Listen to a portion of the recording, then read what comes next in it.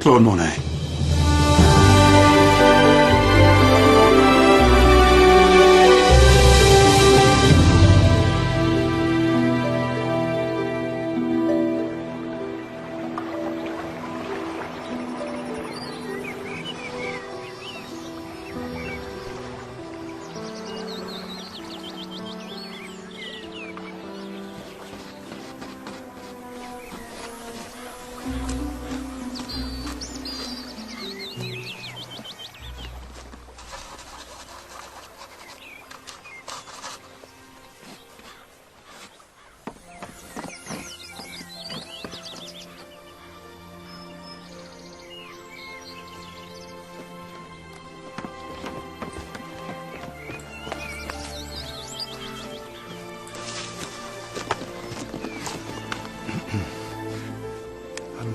François Thibault-Sisson, from Le Temps. The newspaper? I wrote to you, Monsieur Monet. At least you got my name right. That's a start. I was here on time. I've been right round the garden looking for you. Yeah, do look a little red. Almost vermilion. Journalists. They all want to know me now. So many interviews and articles. It wasn't always like that. We saw the world afresh, but for a long time the world didn't seem to understand us. I'm on my own here!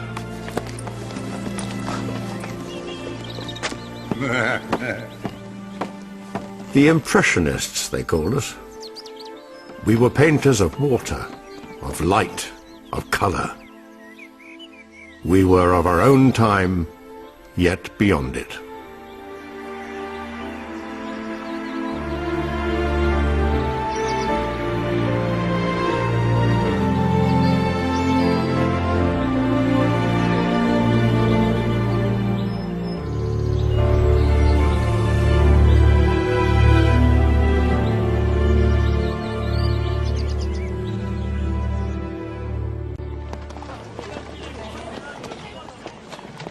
You begin at 8 in the morning with drawing from life.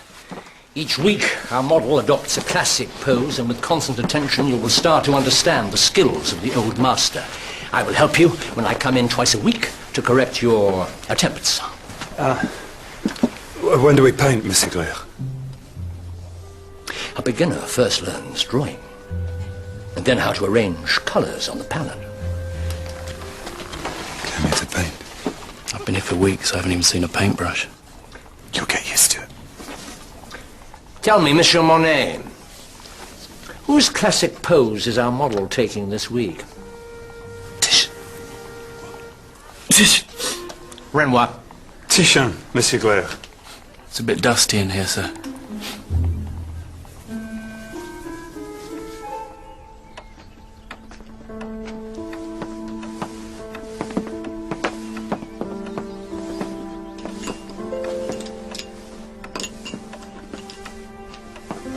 Studio. My studio? My studio's out there.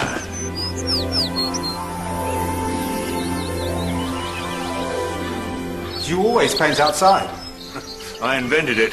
They thought we were mad. Who do you mean by we? That crowd.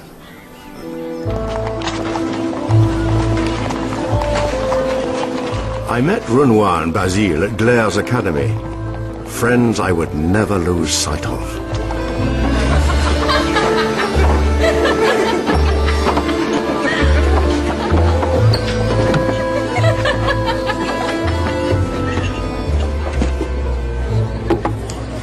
My father doesn't believe that being an artist is a proper job.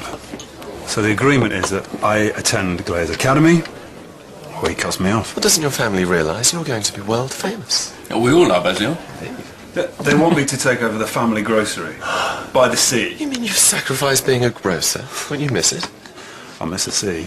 You'll miss the vegetables. Now, I'd have spent my life in Le Havre as a caricaturist if it hadn't been for the sea. Makes my head spin. And this is what makes my head spin. I don't know if I would have become an artist if God hadn't created the female breast. It's a hobby for me. I've yet to sit my medical exam. I'm still painting flowers on porcelain vases. I should have been a tailor like my father. Is that me? My nose isn't half that big. What? It's a beautiful nose. Oh, thank you. So you're a laundress? Since I was 10. Oh, such beautiful hands.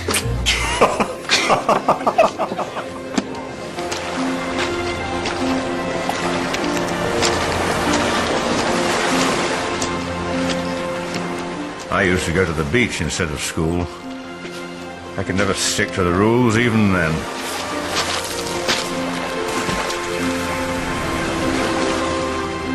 There was something so vivid, something, once I found it, that set the course of the rest of my life. So, your inspiration came from nature, not from other artists? Inspiration's no good on its own. It's like sugar. To make the best of it, you have to put it with something else. I like mine with my chocolate in the morning. Yeah, or plums, even tomatoes. Sometimes you need a bit of a jolt. Well, who gave you a jolt? Different people, different times. All dead now. Who kept you going then, when you first arrived in Paris? Renoir and Basile. And someone else, who I didn't get to know for a while. I knew he'd work. Everything we thought of as new started with him.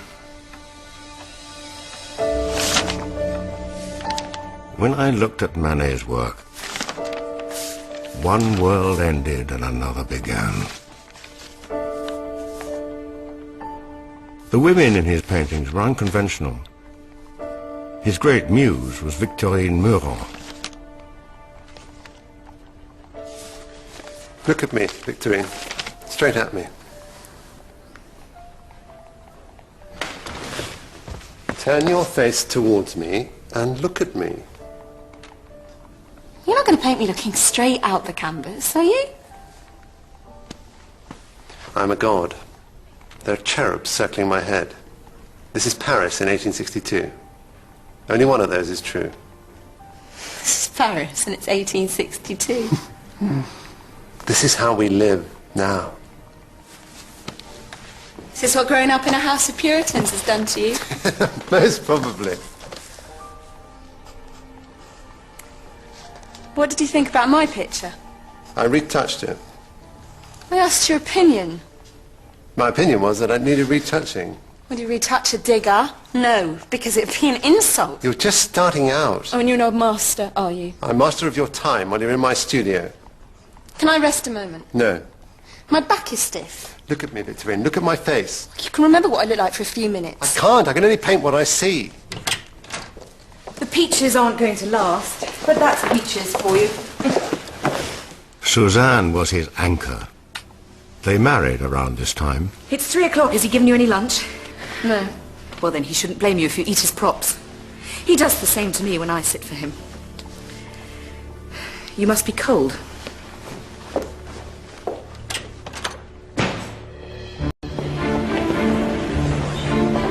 Manet used to say his battlefield was a salon, the state-run art exhibition. Unfortunately for him, the salon wanted artists who would help build the French Empire. Myths, angels and glory. History paintings with a fine finish. Art hand in hand with politics, doing its bit for Emperor Louis Napoleon.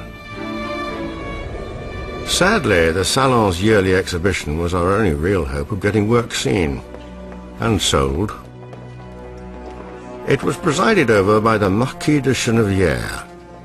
His dead hand passed over all the canvases of all the artists who submitted. Gentlemen, a Venus by Cabanel. Louis Napoleon is considering purchasing this for his collection. Look how it swells.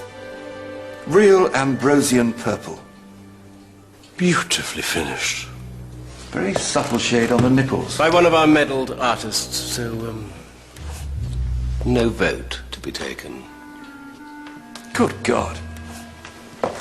Who produced this monstrosity?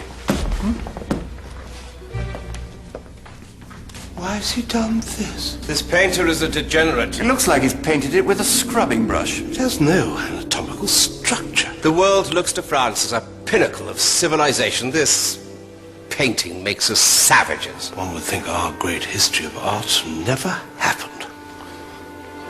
Refused. So many paintings were refused that year. So many artists complained that the emperor announced an exhibition of all the rejected works. When Paris heard there was a painting of a naked concubine sitting in the woods with a couple of young dandies, well, we all came to see. Déjeuner sur l'herbe. She's not nude, she's naked. Flesh is so white. There's no perspective. And her suits are so dark. It doesn't look finished. So simple. You can see the brushstrokes on the canvas. Such broad areas of light. Such attention to nature. She's staring at us. You can see what they had for lunch. It's our world. He's painted our world.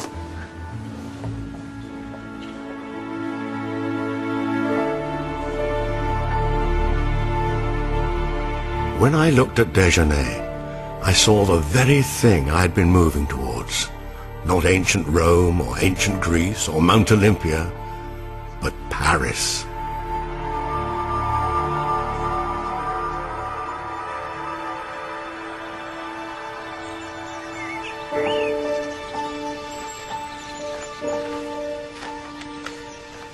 Painted a naked concubine with her clothes in a heap on the floor next to her. That's what I want to paint, the guy. The men in the salon find it hard to admit that women undress in life, let alone in art. Don't you think the salon officials all have mistresses? They all have mistresses, and they probably all visit courtesans. But they don't want to see it in an art gallery. It's certainly given me a good kicking for it. Socrates said when he was insulted, "Why should I resent it when an ass kicks me?" Paris is full of asses who won't let me paint what I see. Because they don't want what you see, they want Venus. I see Victorine.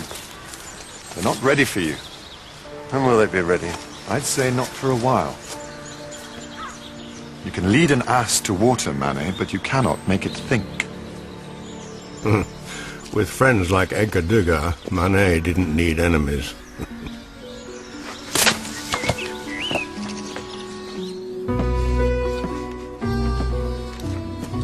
Art. Art is the capacity to take pains. Monet? I was just examining the texture of his skin.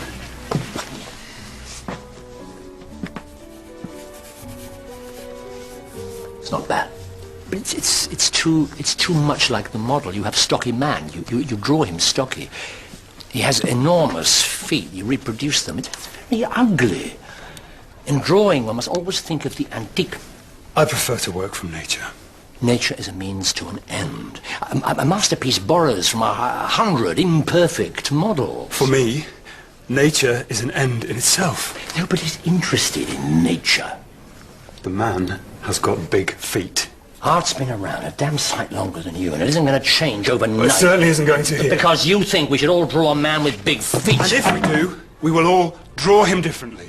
And his feet will be different, just as we are all different, and the world is different in every moment of every day. Style is what matters. Style, style, style. I want reality. Reality has no place in my studio. I've just seen the future. And you know something? You're not in it.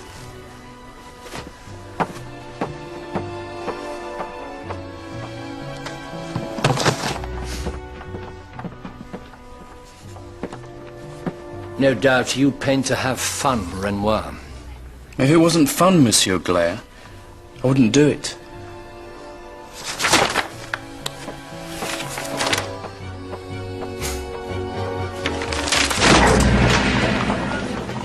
Nothing that makes me feel.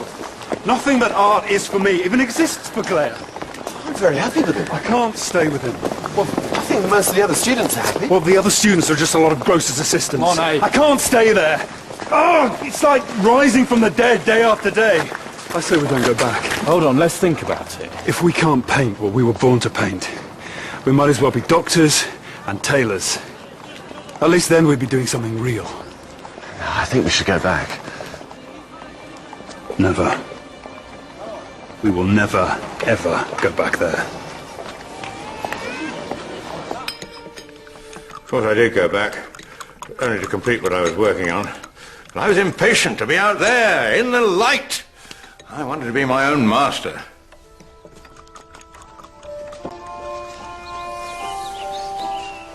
I found myself penniless, but was ready to hurl myself recklessly into the open air.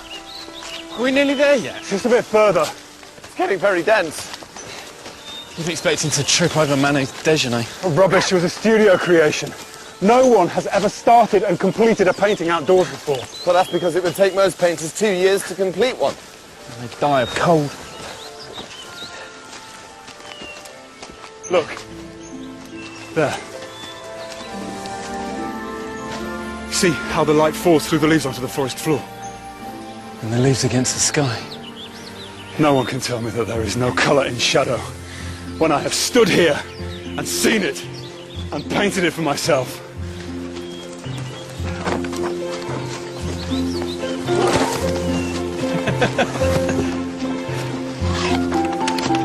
Thank you.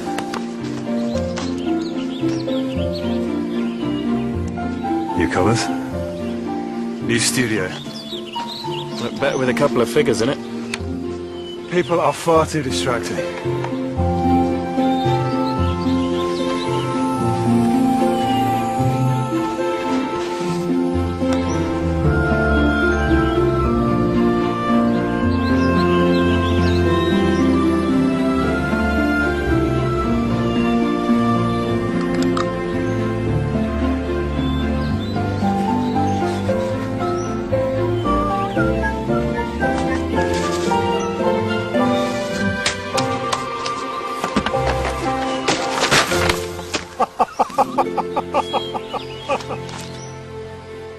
Of course, there were hidden dangers in the forest.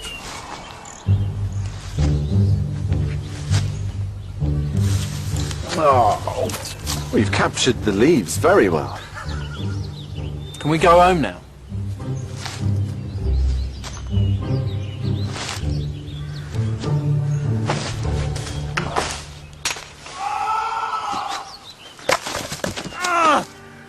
He was the All England discus champion. Would you believe that?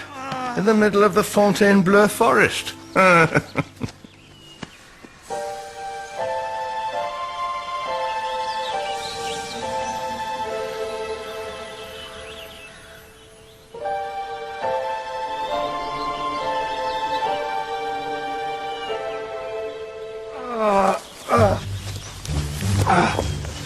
that roast beef have to come with us?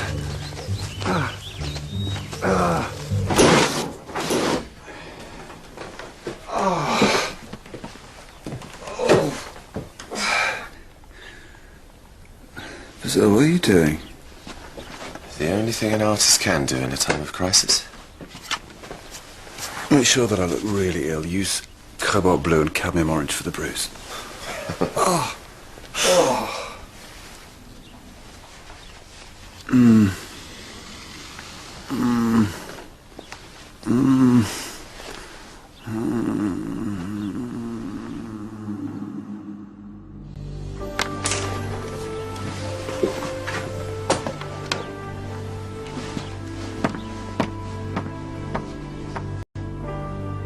Painting is a dangerous occupation, especially when you don't sell. I'd nearly lost my leg. I was starving and homeless. Life's more fun when you have to worry about money, Monet. That is not the same thing to say, Lenoir. It stirs you up. Well, then you'll be delighted to know that no one wants us to do their portraits. How? What about that doctor friend of yours? He can't even force his friends to have their portraits done. You wouldn't have to. I could hold him down and you could paint him. Basil will look after us. He'll give you his bed. Might give it to you. He'll give it to you. He might keep it for himself.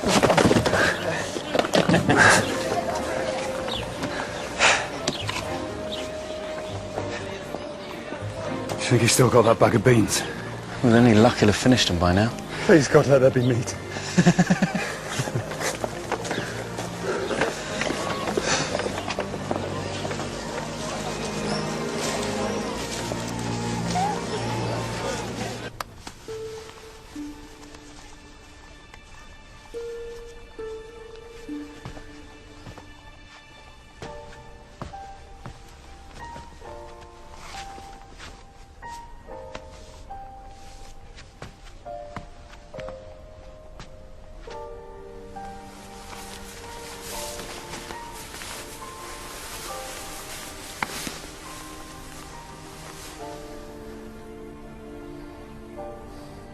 Make yourselves at home, gentlemen. Renoir, you can sleep here. You can have the bedroom. What about you? I'll take the chaise longue. Are you sure? Well, what are friends for? Oh, well, it's only for a short while. I'm delighted to have you here, both of you. It's like an infirmary in here. Beans, gentlemen. Oh, I had beans last night. Oh, and you'll have beans tonight until that sack runs out. And then we'll have lentils. I have plenty of paint. And beans. And logs for the fire. And beans. If the first one up in the morning can start the fire, I'll make breakfast. Monet? Hang on. What happened to your limp?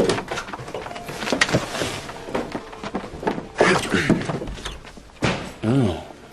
Now there's a hunger no amount of beans can satisfy. Who is she? No idea.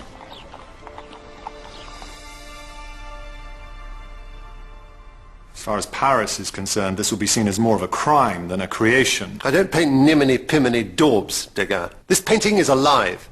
Olympia is alive. Where's your veil of mythology? He didn't give her one. That, my dear, is quite apparent. Here is a modern Olympia. Our Olympia. You won't find her in mythology or antiquity. I know exactly where you'll find her. I could tell you what door to knock on. What's that? Black cat. Beelzebub himself. I needed a touch of black. Well, Titian's Venus has her lapdog. Mine has her cat. A lapdog doesn't signify anything sordid. The salon will have a field day. Where on earth did he pick up this yellow-bellied odalisque? And he has the gall to call her Olympia. Thank God I didn't bring my wife. When art stoops this low, sense is too good for it. A puny model laid out on a sheet. Who couldn't move her arms and legs if she wanted to. The least woman has bones and muscles and skin.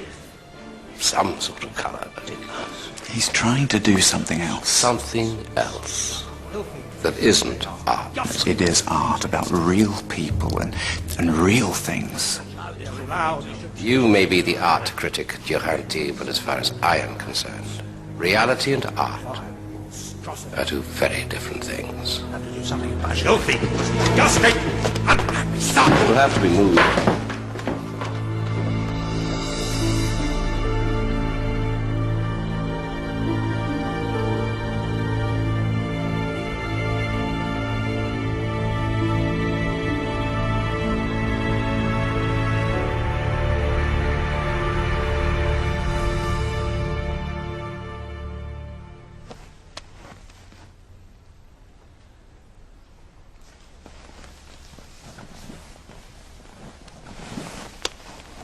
Don't take it off. You'll suffocate.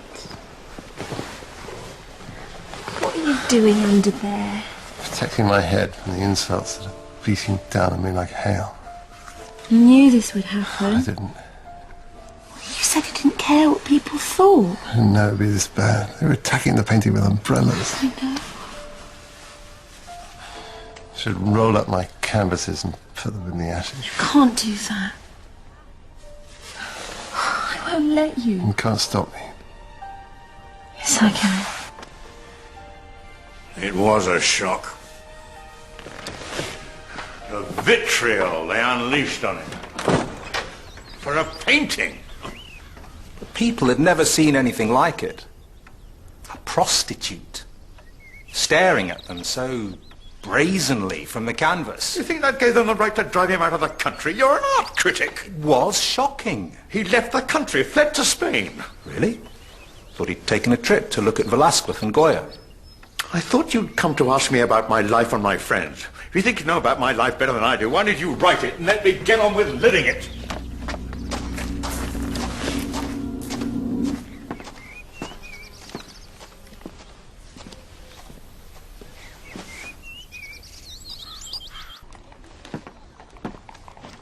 You gotta face facts, you're not gonna get it finished. It's as big as the side of a house. What am I going to do? What do you think? It's not your colour. I'm going to do a family group on a terrace. I've hired this for one of the women. Why are you on the floor? Who is this man? Dishevelled and motionless, lying on the floor for hours without moving. He is an artist. I'm finished. Metaphorically rather than literally. The salon deadline's in 4 days. You'll have nothing to enter.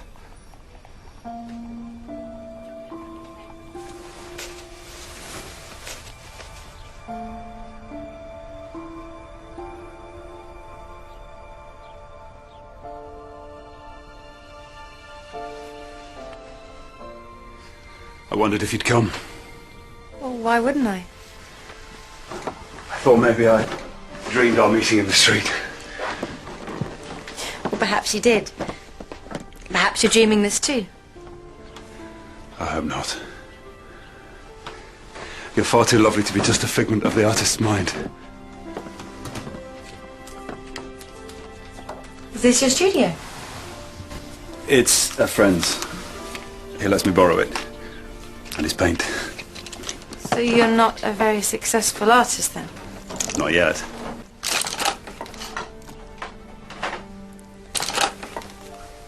I haven't done this before. Do you want me to sit somewhere? Just as you are. I've got my back to you. Put your hand back where it was.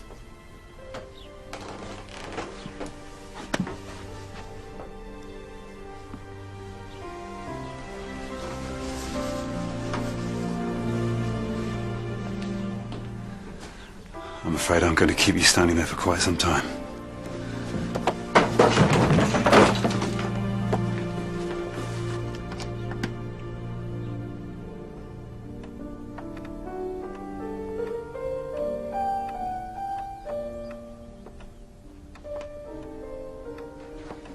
I thought we might like a little plum brandy.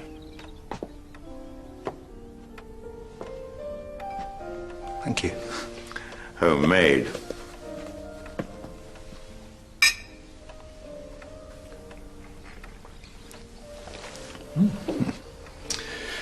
I accept all this will become just a story. A story with its own momentum. I'm sorry, I didn't mean... You reach a point in your life where all those around you start to die. It happens.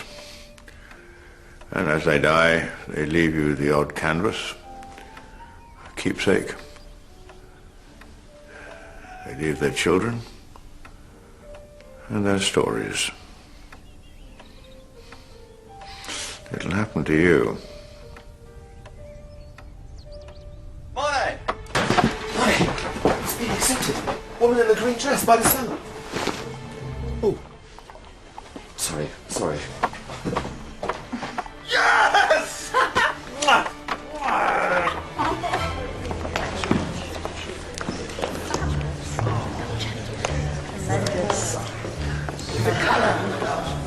Captivating, Anna. yes.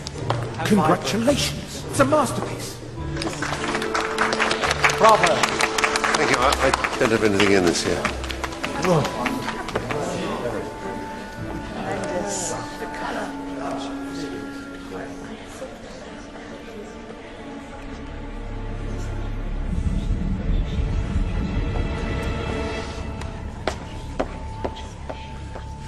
Money, money, money, money, money, money, money. Manet. For the first time in my life, I'm being congratulated for a painting at the salon. But I didn't think you had one in this year. I haven't. It's some sort of hoax. Some idiot whose name sounds like mine. Who is this Monet who's taking advantage of my notoriety?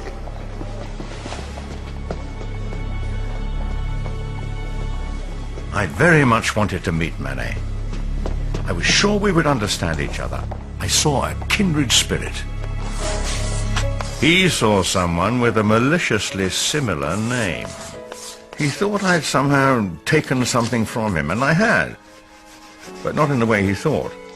I'd taken strength from him, inspiration. Because of my name, that one letter's difference.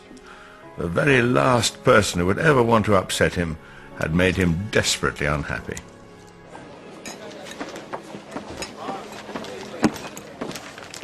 Why have you done nothing to halt the flow of mud that comes at me continually? I write about your work. This latest piece, about the Place Vendôme exhibition. This is what you write about my paintings. Monsieur Manet showed a philosopher trampling oyster shells and a watercolour of his Christ with angels. Well, that's not bad. It's not anything! My work has been called ugly, then vulgar, inconsistent, naive. And in the face of this, I've continued to paint and tried to make my voice heard. You know I need all the help I can get, or I may not survive this. You know that, Durante. I have supported you in the face of outrage. I've supported you to the public and to the Marquis. I have never written anything negative about your work. There's no need to take offence.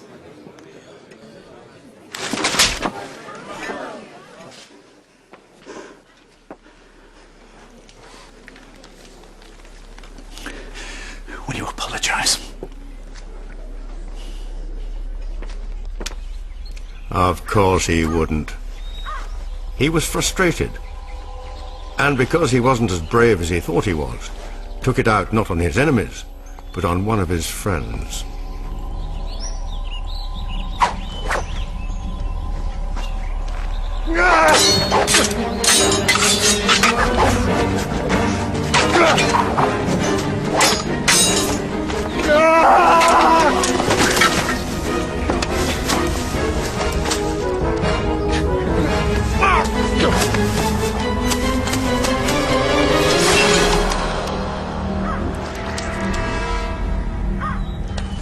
Durante, I'm sorry, I'm so sorry. It's fine. I'm fine.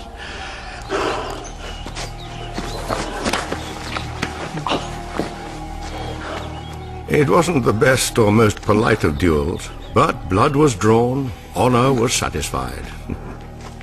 And the story of Manet's dueling with Durante became something of a legend.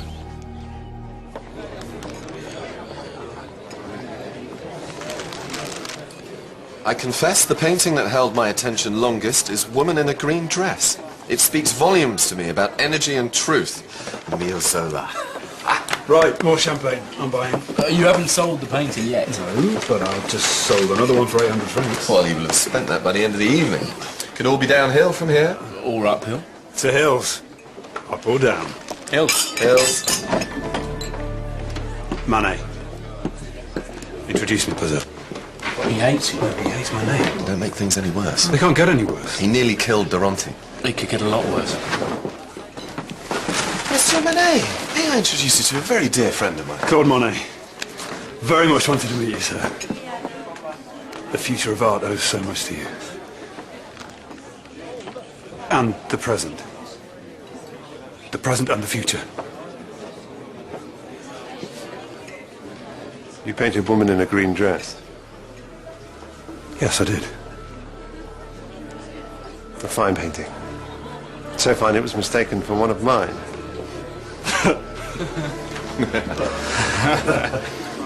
May I join you? Oh, please have my chair. Finally, I had met him, and I was not disappointed. But just as everything was fitting into place, I received news which would change my life.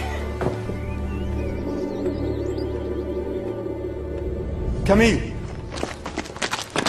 I will help out with whatever money I can, but Will we be together? it's not possible. If I stay with you, my father will cut me off. I'll get nothing. Because that's what I'm worth. No. Because I'm not good enough for you. Of course you're good enough. You're more than good enough. But we need money. I stood there in that green dress for 4 days and you needed a painting for the salon. I was there when you needed me.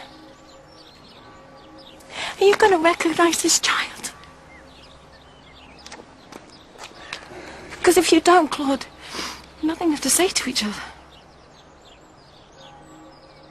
Claude?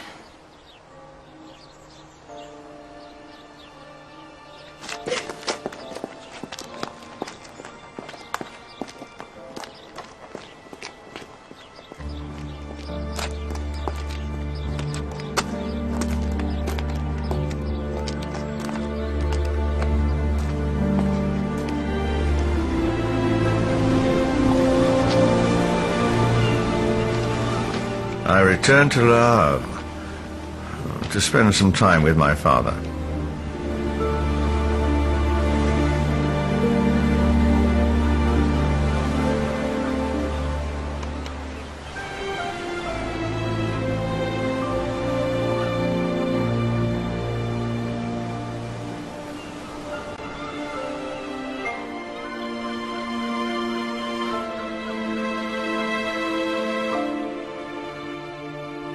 Oh, sorry. What was I saying? About your family. You were saying you returned to the coast so you could spend some time with your family.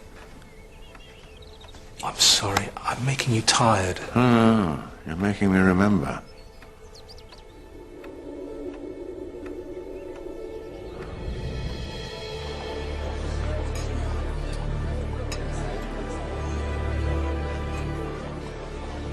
My family have been very good to me. They're in raptures at my every brushstroke. What if she dies? What about the baby? It's due on the 8th. My father has asked me to abandon her. He says that I should know what she's worth and what she deserves. Well, what does she deserve? It's impossible without my father's support. What if I was to buy one of your paintings? Women in the Garden. I'll pay you in installments, 50 francs a month. It's very kind of you. Things don't always work out the way we want them to, do they? More often than not, the odds are stacked against us. That doesn't seem to stop us going after them. They're impossible dreams.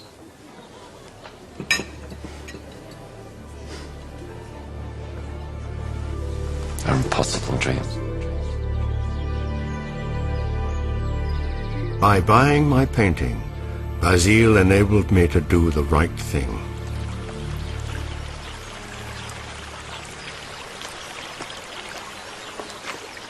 Camille? Camille?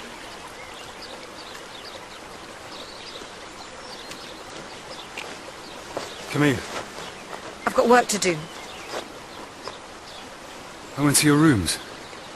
I have to do the washing.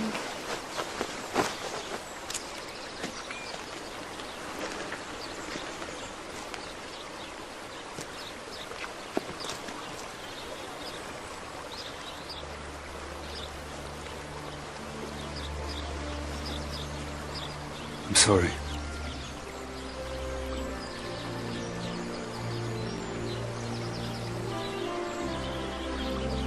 You've come back?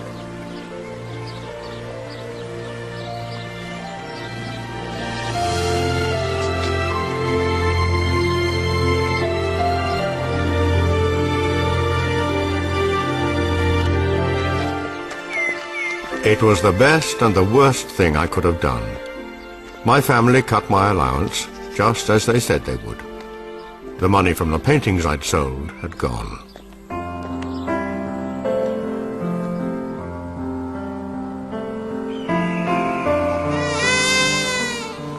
Camille gave birth to a big and beautiful boy, Jean. We couldn't afford to stay in Paris anymore. We drifted from place to place, sometimes not knowing where we'd stay that night, completely reliant on those few francs from Basile. I spent my days painting out of doors, watching my baby become a boy. It must have looked idyllic. My dear little family, the river, the light.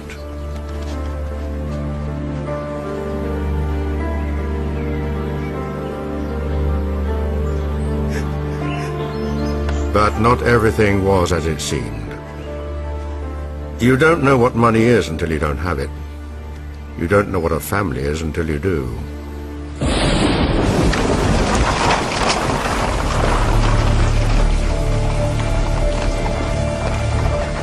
Paris seemed a very long way away. Everyone was still there, struggling as ever to sell their paintings.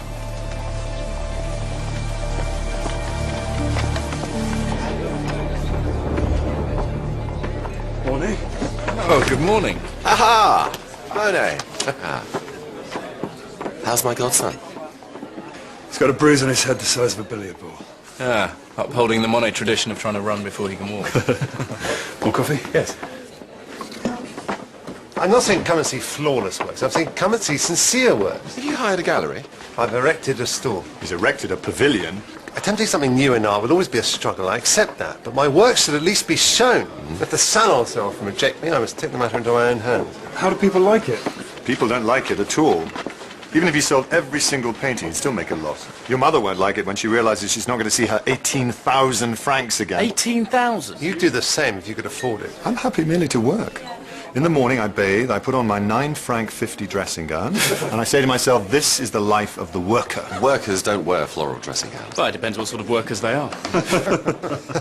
Work is the sole refuge. Cézanne! Do you know everybody? Manet? May I introduce Monsieur Paul Cézanne, Edouard Manet? I would shake your hand, but I haven't washed for a week. Only a week? No, people say that a sugar basin has no face, has no soul. Yeah, even those glasses are talking amongst themselves. I'm afraid to say the man is as incomprehensible to me as his work. Oh, he finds company rather hard. Not as hard as he finds painting.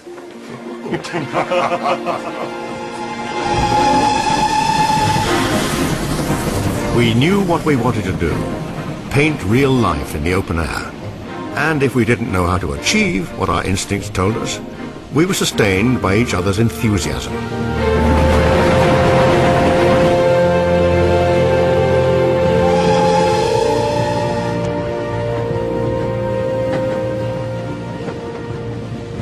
I heard that men and women are allowed to swim together at La Conway. I thought you were more interested in nature. I didn't say I was going to paint them. Do they wear clothes? You're about to find out.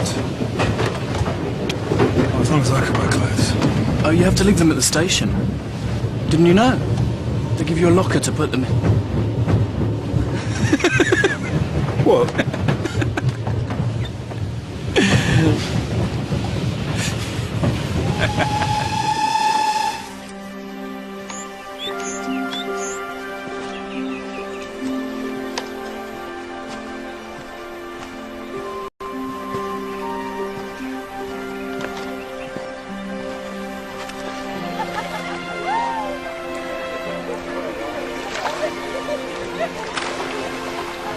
What do you think? I'm not dressing like that. Come on.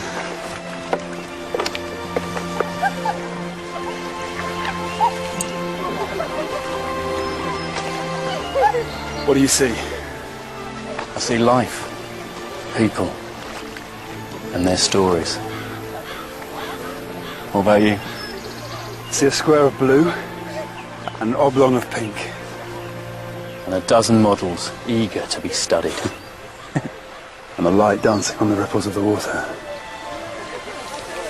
Life as it's being lived, right in front of our eyes, exactly as we see it. That's what we paint.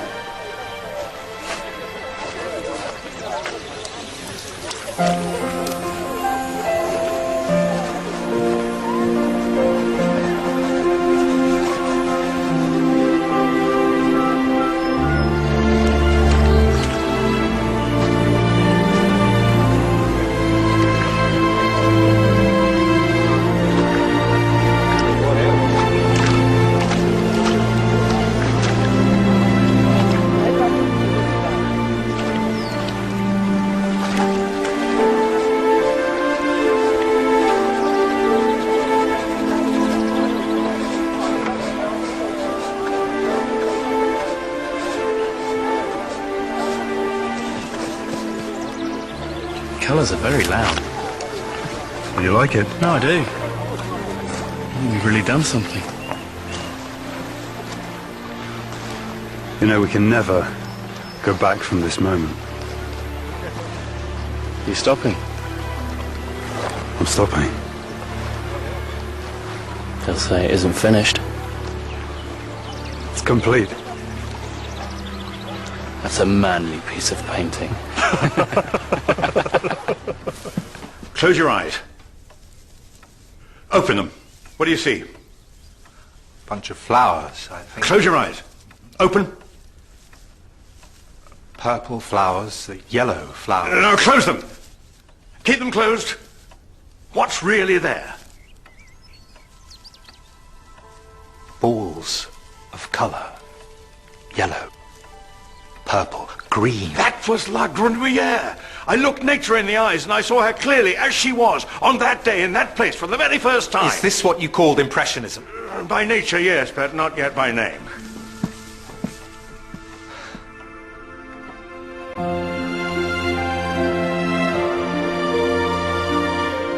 That's what I saw. We captured the world, and with it, somewhere on the canvas, amidst the colours and the layers, what Renoir would have called our destiny.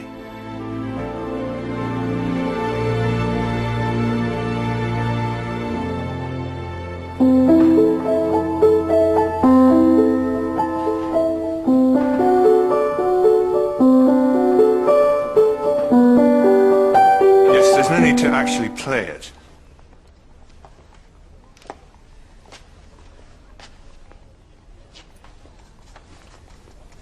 I'm doing a painting of the execution of Emperor Maximilian of Mexico, with the executioners in French army uniforms. The executioners were Mexican. As far as I'm concerned, our great Emperor Napoleon III was responsible. He put him on the Mexican throne, and when things dragged on, he abandoned him. Edouard, you're shouting. Sorry. You must be careful. These are dangerous times. All my working life, I've been told what I should and shouldn't paint, where and what I can exhibit. How can there be art when there's no truth? They censored him completely. Not only did they refuse to exhibit the painting, they even banned any prints being made of it. He was like a signpost for us, showing us the way.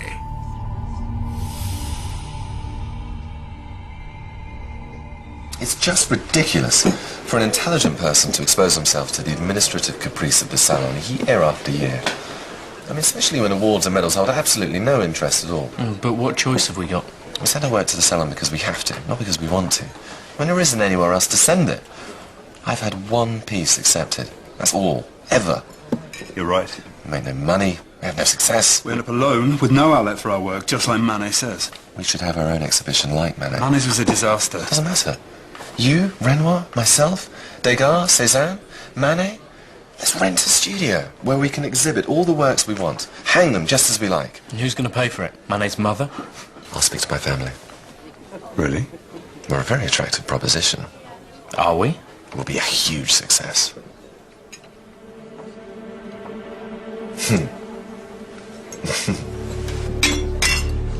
Everything was changing. Just when it seemed we had found our way. We had no idea. There we go, go, go. The little marionette. There we go, go, go. Turn around. Camille and I were married. It was 1870, June 1870. We went on our honeymoon to Trouville. Then war broke out. Nothing would be the same again. Louis Napoleon declared war on Prussia. What happened so suddenly? All my friends, everyone, dashing off in different directions. You're an idiot. Have you even thought about this at all? I have. What if you get killed? Huh? Have you thought about that? Of course I have, but most likely the war will be over in a couple of weeks. You don't know that! Unless we want the Kaiser to take over our land, someone's got to go and fight. Not you. It's in my interest to defend France. I shouldn't expect other people to do it for me. Why do you always have to do the honourable thing? Why can't you just let somebody else do it for once? Don't be angry with me.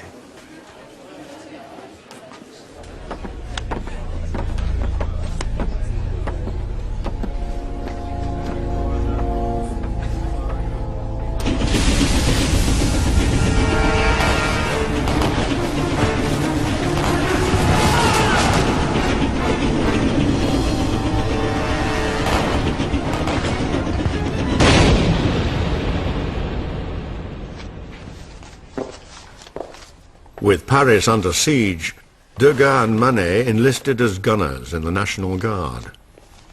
It's talk that the Prussians are closing in on Paris. They'll probably starve us out. Be that or the smallpox. But then if I can bear it, Degas. Sending boys into battle. Boys. It's so deathly sad. I got this at the butcher's. What is it, horse? All the horses have been eaten. It's rat. When all this is over, we can serve it up to the cowards who left.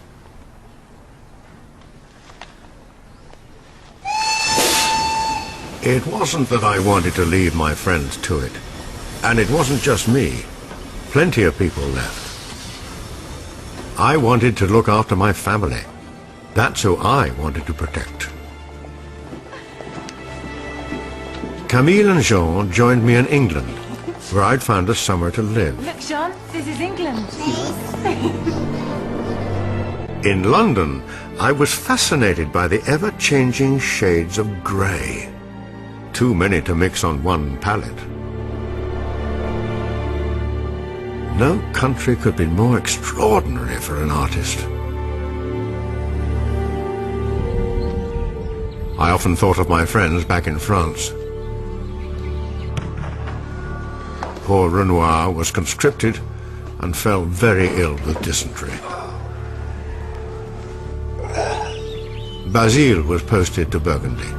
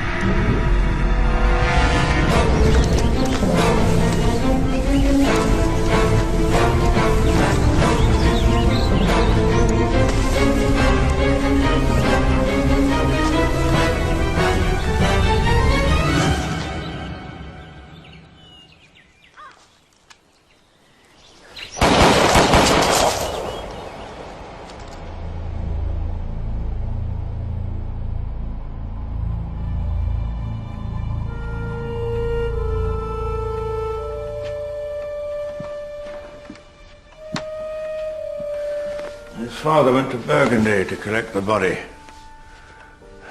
Doted on Basile. Found his son's corpse in a ditch. 29.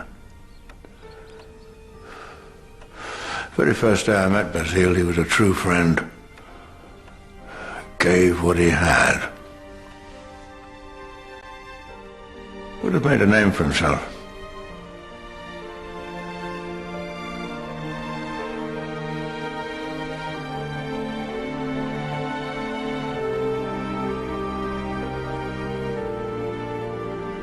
And then we find our subject again. We return. As we travel, we return. What do you return to? Light on water, clouds and sky. For years we'd struggled for something, and just when we thought our time was coming, it seemed we had even further to go.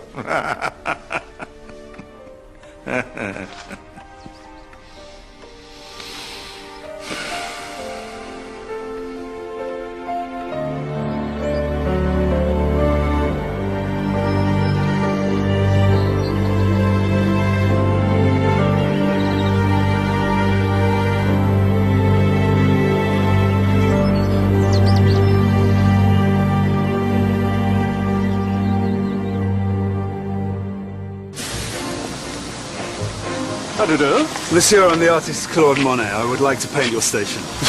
I don't think so. You have no future. They said we were declaring war on beauty. We need the salon. How else do you sell your paintings? I say we start a fire. An exhibition of our own. With no jury, no marquee. We paint what we want, we sell what we can.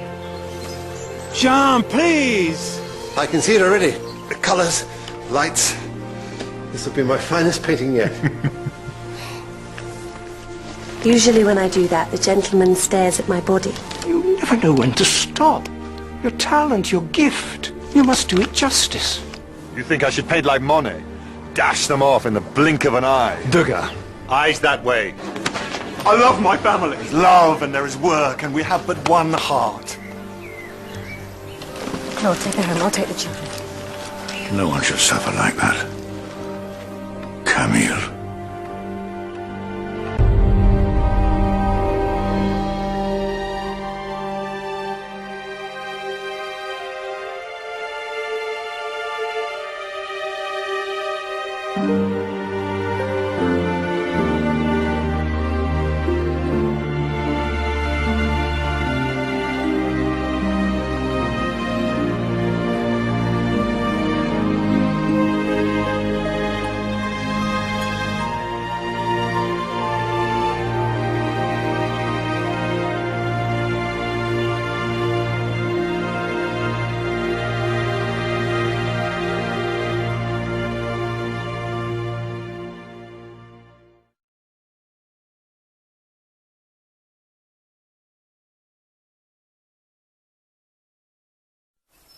In the last episode, I wrote to you, Monsieur Monet. At least you got my name right. I prefer to work from nature. I was impatient to be out there, in the light. I think we've really done something. You know, we can never go back from this moment. So you're not a very successful artist then? Not yet. I stood there in that green dress for 4 days and needed a painting for the salon. Are you going to recognise this child? Cézanne, where did you spring from? I'm afraid to say the man is as incomprehensible to me as his work. They're not ready for you, Manny. When will they be ready? I'd say not for a while. He's trying to do something else. Something else that isn't art. Refused. If the salon self reject me, I will take the matter into my own hands. We should have our own exhibition like Manet. It all happened so suddenly. All my friends, everyone, dashing off in different directions. Have you even thought about this at all? I have. What if you get killed? Most likely the war will be over in a couple of weeks.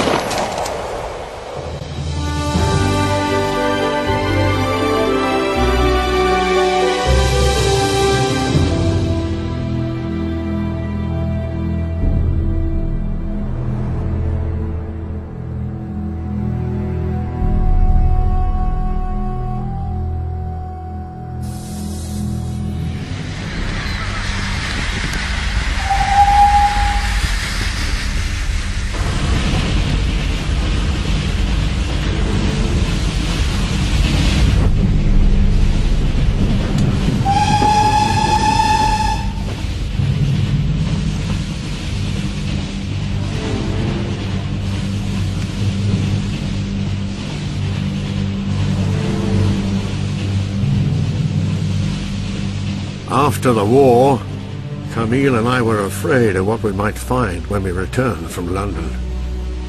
Burnt-out homes, shattered churches.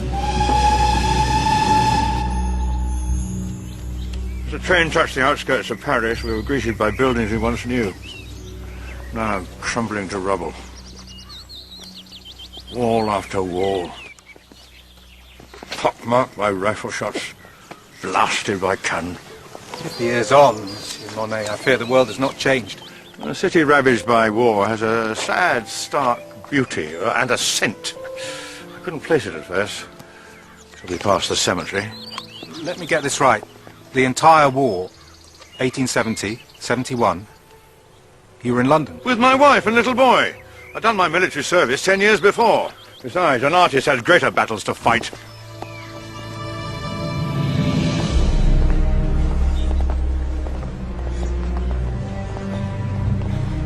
The Salon, the most important showcase for art in France. That was our battleground. But the Marquis de Chenevière, the new Minister for Arts, was a fierce enemy. His job was to strangle art. For any great nation to recover from war, it must be strong, resolute, united. It is the patriotic duty of every artist to serve France through art. We have witnessed in the streets of Paris how delusions of freedom and revolution lead to violence and terror. Liberty, equality, fraternity. Work, justice, public order, that is what This nation needs. Artists of France know this. Reject tradition. And so long as I draw breath, you have no future.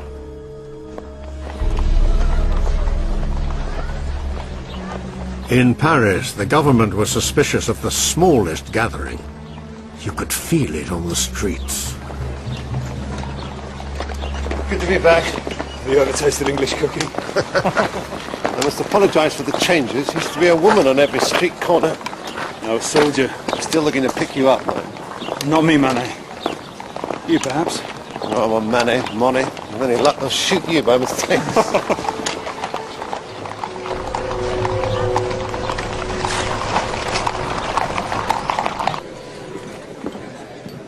What replaces government? I'll tell you. Government. Evening. It's exactly the same in London. Disraeli, Gladstone. Different men, still politicians. The battle will never be over. We've seen enough bloodshed. But you saw action. More than you. Renoir, your only enemy was dysentery. Dysentery and poverty. Renoir needed to get his work shown. But after the war, the Salon jury was in no mood for Renoir. Well, well, well. How delightfully modern. Such a bold approach to an indelicate theme. And this will look absolutely magnificent on the walls of a public latrine.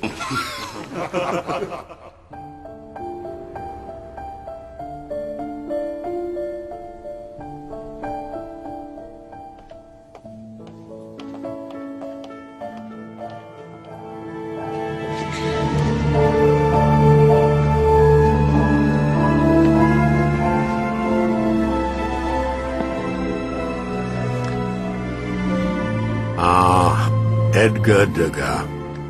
Rich, charming, witty. The ballet was his muse. To the audience at the Opera House, it had such an air of refinement.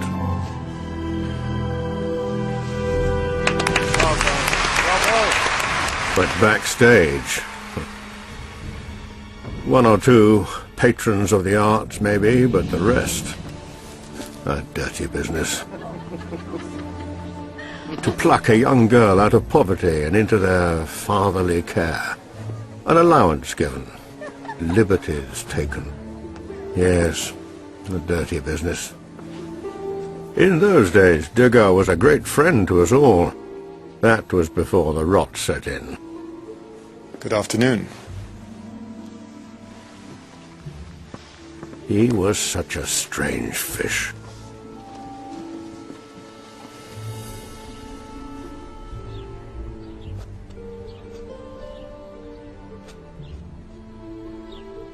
That's enough for now.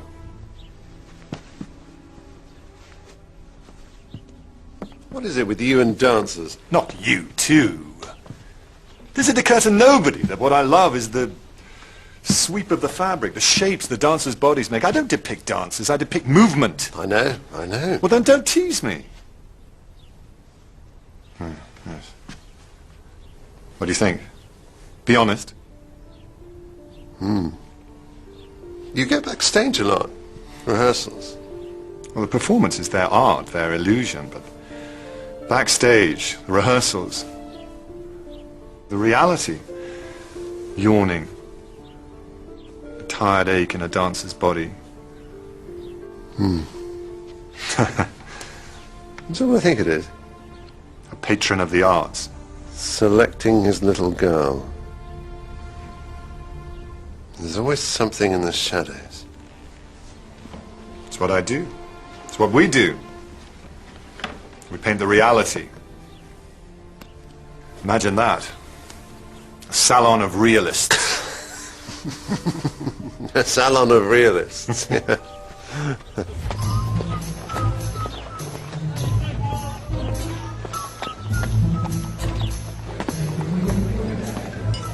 The painter of women, they called Renoir. Morning.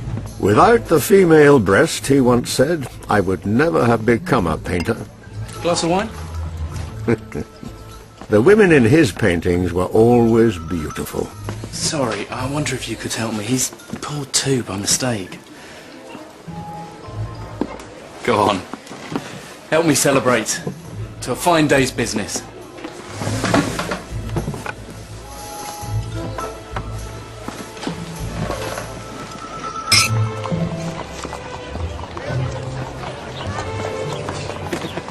Money! Money! We're having lunch in the park. Why don't you join us? That's a spectacular cheese. I just sold 3 paintings. You're a new dealer. Oh, always this stern tone. No, it's not a new dealer, but... He buys my paintings too. You can't celebrate every time. Well, why ever not? What is life for? Hurry up, Benoit! We bought a bottle of vintage cognac as well.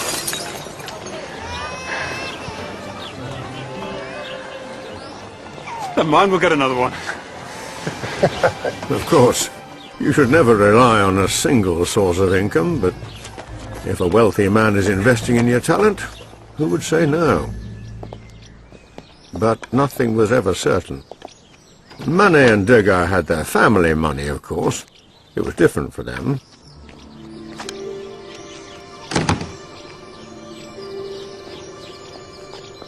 Portraits. That's what people want. And I am going to paint yours, Papa. What's the point? A sick old man. Why? A bit small. Small? Small and gloomy. You don't want to please the salon? Fine. But you must at least please your buyers. I don't have to please anyone. I'm an artist. I paint what I see. I paint the truth. Till the money runs out. All is well. Oh, yes. Yes. With the business. It's fine. Carry on. Paint the truth.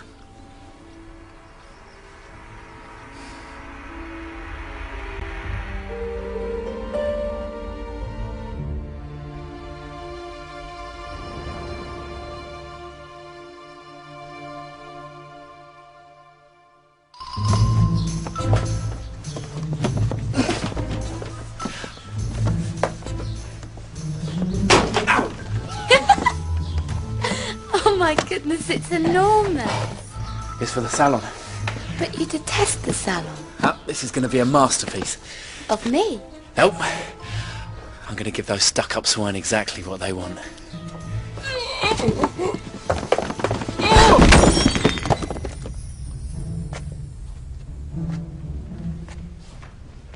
Now, this I would without hesitation call a masterpiece. If I was stark raving mad. If I were mad, I would agree with you. That is, if you were mad too, which obviously you're not.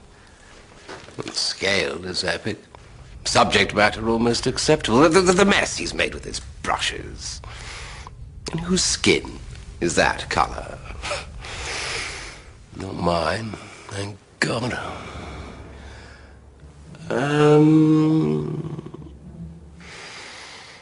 No.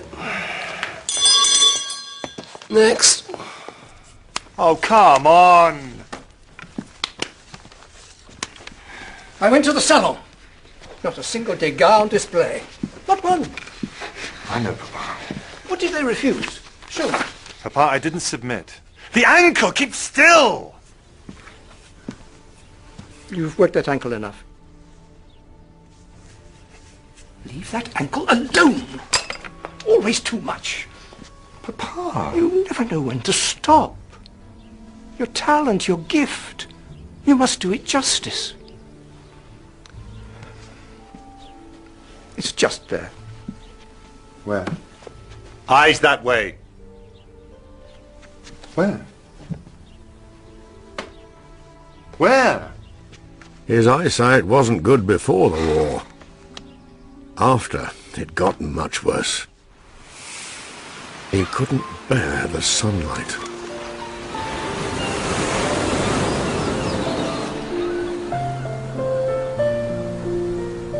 But the sun was my muse.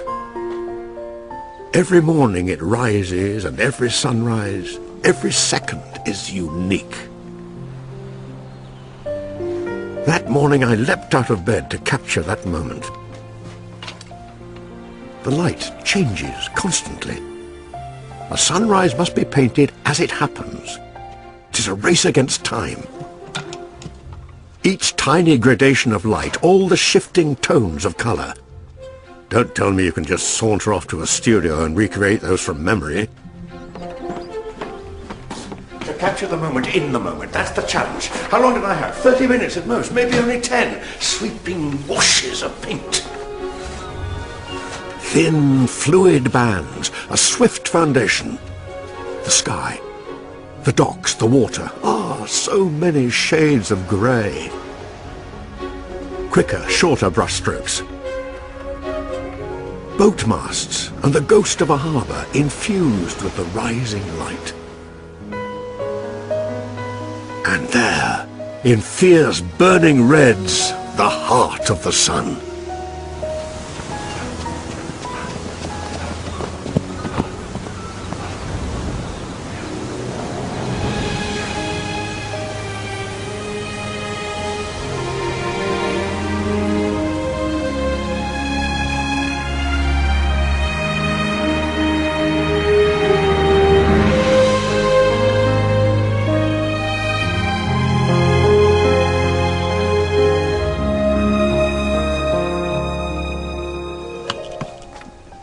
You haven't written a word. Oh, no. Sorry. Did you have any idea how important this painting was to become? I was painting, chasing that fleeting light. It was a new way of working, but...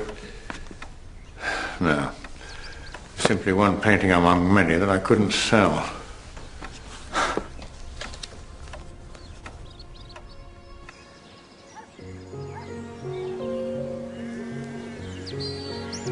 Do not get too set in your ways.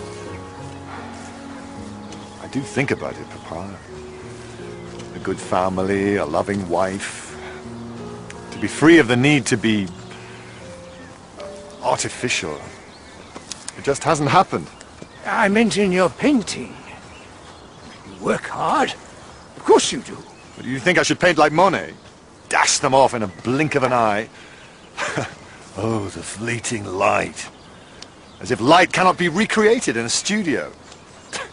Quick, quick. The sun is shining. Where's my paintbrush? How are your eyes? That's the fashion nowadays, to tell the time by the painting as if it were a clock. Don't talk to me about these half-wits who clutter up the countryside with their easels. If I had my way, I would arm a special police force to shoot them on sight like vermin, lurking in the bushes with their stupid white canvas shields. And you wonder why you have no wife. Sorry, Papa. Degas was always different from us. Part of our movement, but outside of it. You never quite knew where you were with him. Have you heard the news? The Marquis's been replaced by a monkey. No, this is bad news, I'm afraid. Your favourite dealer has overreached himself. Too many paintings, not enough buyers. He just needs to be patient. Things will pick up. The market's dead. He stopped buying. Completely. One dealer, how much difference can it make? It's not too late to submit. No.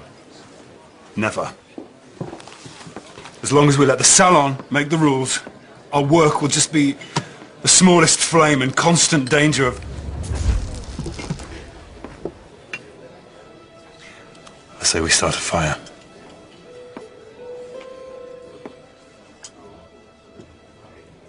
Come on, remember Basil's dream. An exhibition of our own. With no jury, no marquee. We paint what we want, we sell what we can. A salon of realists. Manet? I wish you luck. Sincerely. But... to attack from within! That's the challenge! Why? Why live by their rules? What do you want next? The Legendado d'honneur? If such honours did not exist, I would not invent them, but they do. The Legendado d'honneur, since you ask, yes, I would accept it. Good night.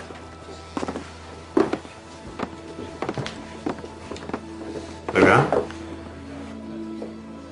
A bottle of champagne, I think, gentlemen. An exhibition of our own. There was no going back. But for Degas, the struggle was about to become much harder.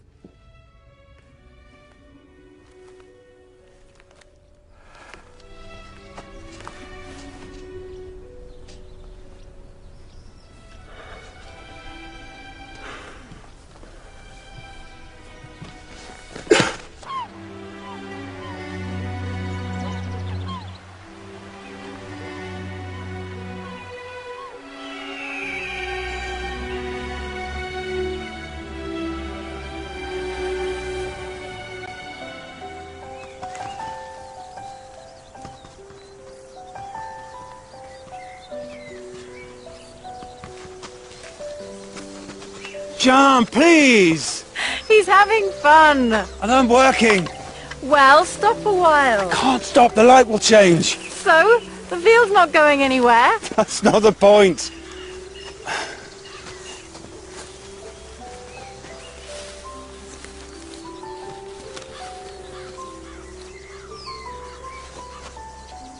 Never mind. Stay there. Stay there.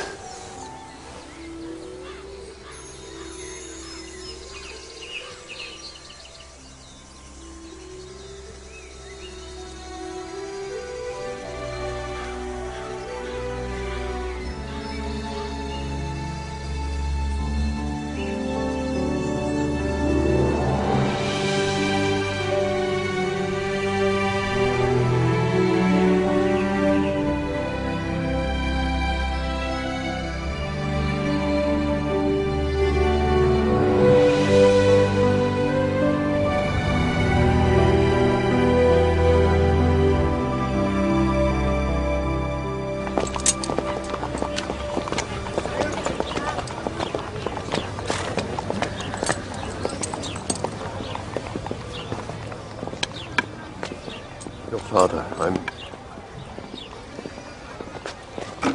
sorry.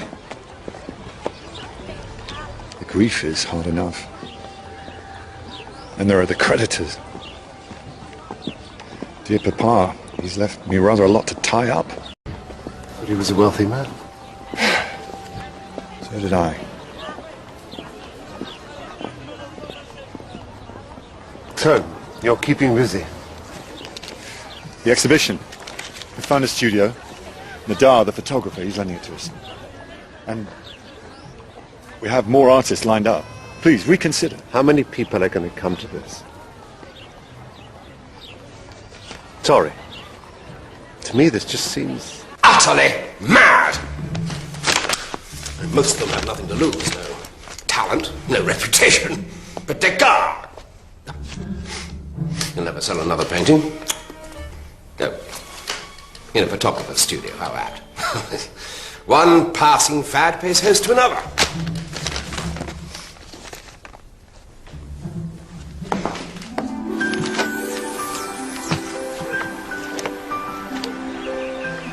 In the weeks before the exhibition, we drove ourselves harder than ever. We painted from our hearts, not our heads. It meant everything to us to find new ways to capture our world.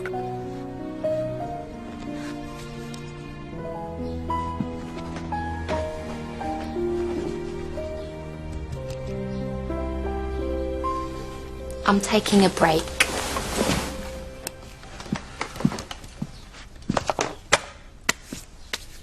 I wish I wasn't painting you seated. Why? I prefer paintings that make me want to stroke them. When I finish a buttock, I like to give it a little pat. Now come on, I've got to get this done. Nini, this is serious. Stupid exhibition. Whose idea was it? What? What's the matter? Nothing.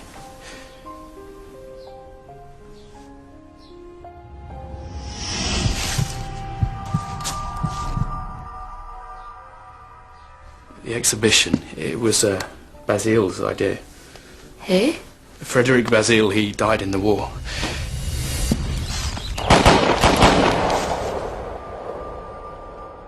Oh, idiot! Stupid! He enlisted!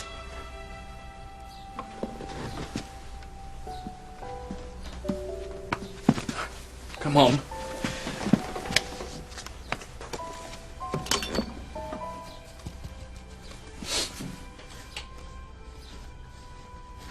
Did you find yourself painting with more freedom than before? Painting? Painting? What about the finances, the letter writing, the publicity, the printing of the brochures, the content of the brochures, the setting up of a company, collective membership agreement, Rule 17, paragraph 10A. Is that what drives an artist? To be an investor in a joint stock company? What a business. Painting? Well, we did a bit.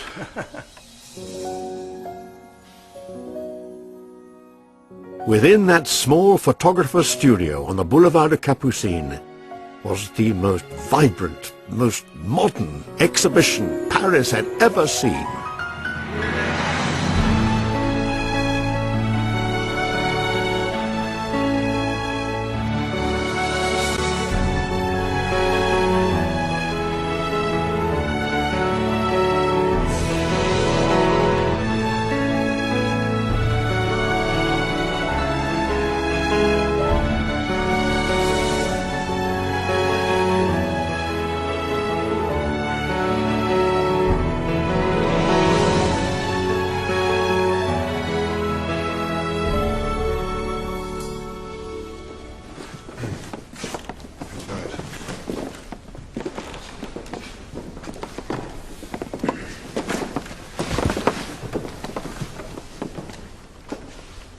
Maybe they'll all come in the evening.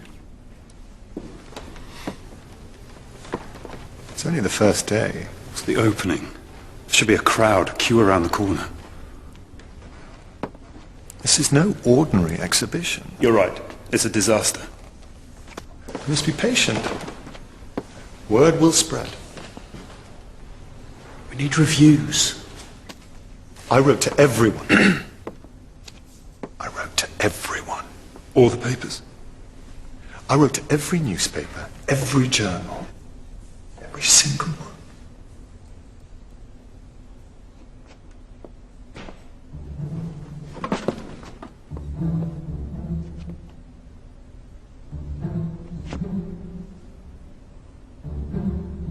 On looking at the first rough works, and rough is the right word, yet one simply shrugs one's shoulders. On seeing the next lot, you burst out laughing. Oh, but at the last one, then you finally get angry. And you are sorry that you did not give the franc you paid to get in to some poor beggar. Oh, dear. No, that's it. No, give your franc to a beggar. Then he can go and buy 2 of their paintings with it. Just wonderful, wonderful, wonderful. Every day worse than the last. Opening day, 175 visitors. A month later, final day, 54. Art critic. Is that a profession? It's not even finished. It's all blurred out. You must have been drunk. Claude. There's something about the work that you don't understand. Oh. The artist himself. Actually, I do have a question, yes. How's your eyesight? I think you should leave now. No. We've paid our money. We're having our entertainment. This is an art exhibition, not a circus. Oh. Oh, so this wasn't painted by a clown? Maybe I should make myself clearer. Well, I'd agree with that. You're upsetting my wife.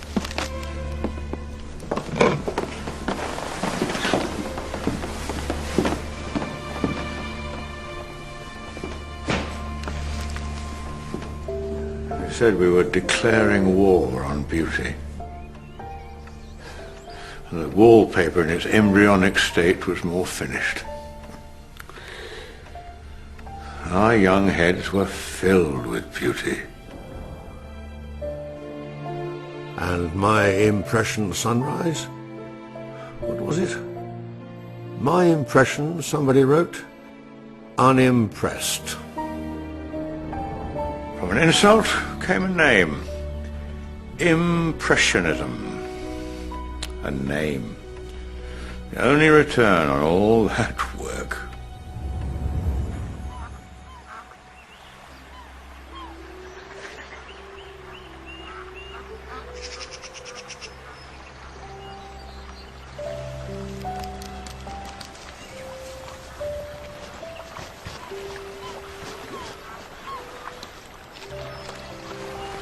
Superb! Brilliant! Manet! My God! What on earth are you doing here? Congratulations. What an exhibition. What? What, you would rather have been exhibiting with us than at the Salon? You're joking. 500,000 people saw my work.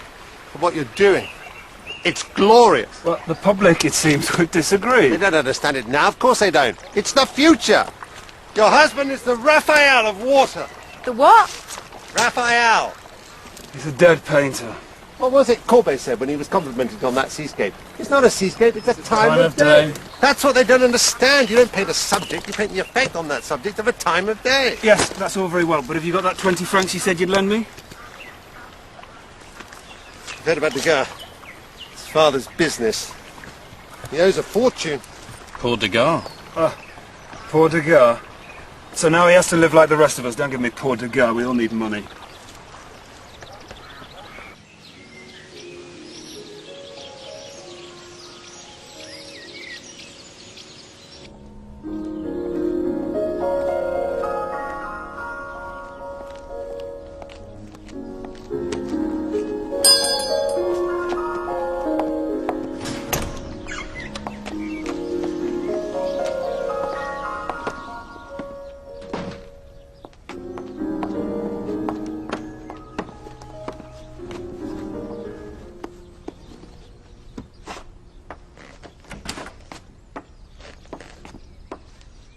Alice Oshade. How do you do? Claude Monet. Claude Monet, the great artist. Yes, I know. Hardly great. Oh, you're great. People just haven't seen it yet. Madame, you're very kind. Oh, so my husband tells me.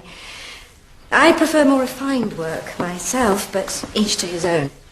Now, you'll be painting for us out in the garden. Madame, while I was waiting, was that you playing the piano? It's just a little serenade, yes. Well, I prefer more refined work myself, but each to their own. Good day. Oh, Monsieur Monet, come back. If I was too direct, forgive me.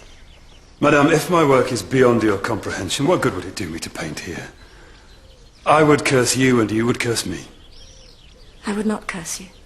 Well, then I would curse enough for the both of us. Please give my regards to Monsieur Oshade. Monsieur Monet, may I be honest? Have you not been so already? If I had a choice between a Monet and a Raphael, I would choose a Raphael. So would the Marquis. But when I was a child, did I appreciate Raphael? His mastery of composition, his chiaroscuro. Please give me time. Whatever you paint here, I shall learn to cherish.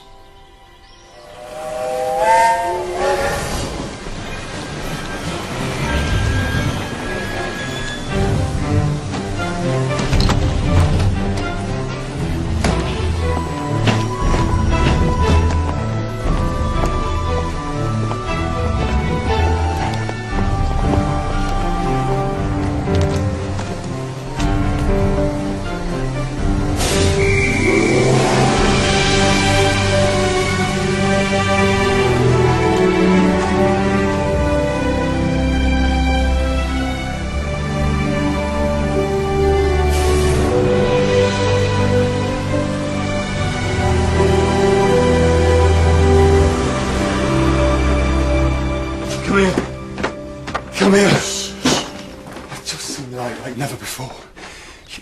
You know the smoke from the train? It stains the air. And then the sunlight illuminates the smoke. The colour that I saw in those white clouds. I have to capture Lord, the butcher won't give us any more credit. After that last exhibition, I didn't think that I could go on. We've run out of bread. Oh, butchers, bakers, what do they matter? God, we need to eat. Survived, didn't we?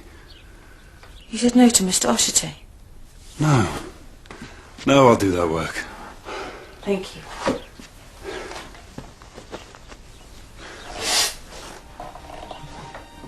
What's the matter? What is it? Sit down. Sit down.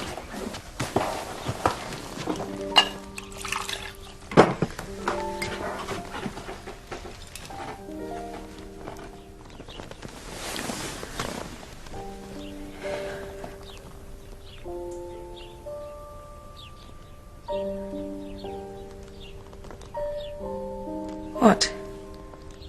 What are you looking at? Nothing. The light on my face.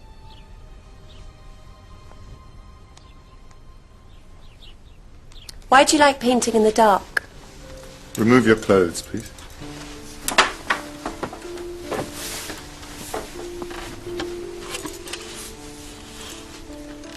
Remove your corset, please. Models weren't people to Degas. They were objects, moving shapes, animals who lived in the shadows. Usually when I do that, the gentleman stares at my body. But Degas took everything in, always writing notes to himself. I thought you were a painter, not a writer. Ideas, observations. That's why he never stopped experimenting, finding new ways of working. You don't just paint what you see. Of course not. Trickery and vice. That's painting. It's like committing a crime. Each of us in his own manner was trying to find his way back from that dreadful exhibition. You were bolder than most. The Gare Saint-Lazare. Had to do it. Renoir said you were mad. To me, that was a good sign.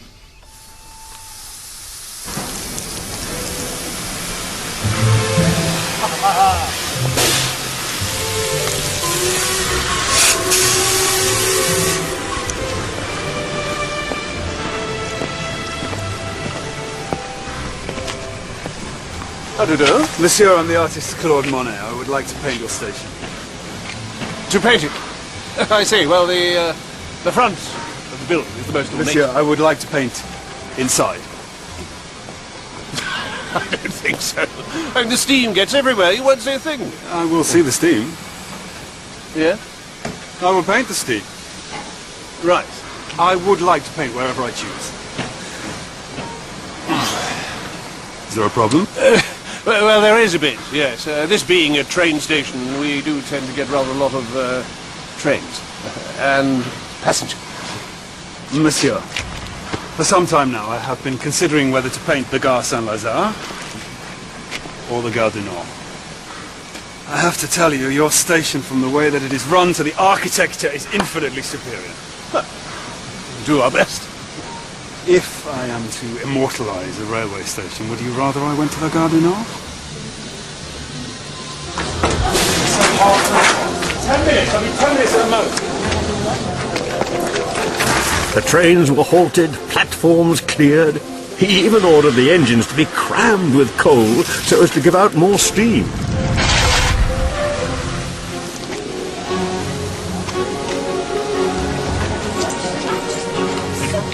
For several hours, I, Station Master Monet, had the freedom of the Gare Saint-Lazare.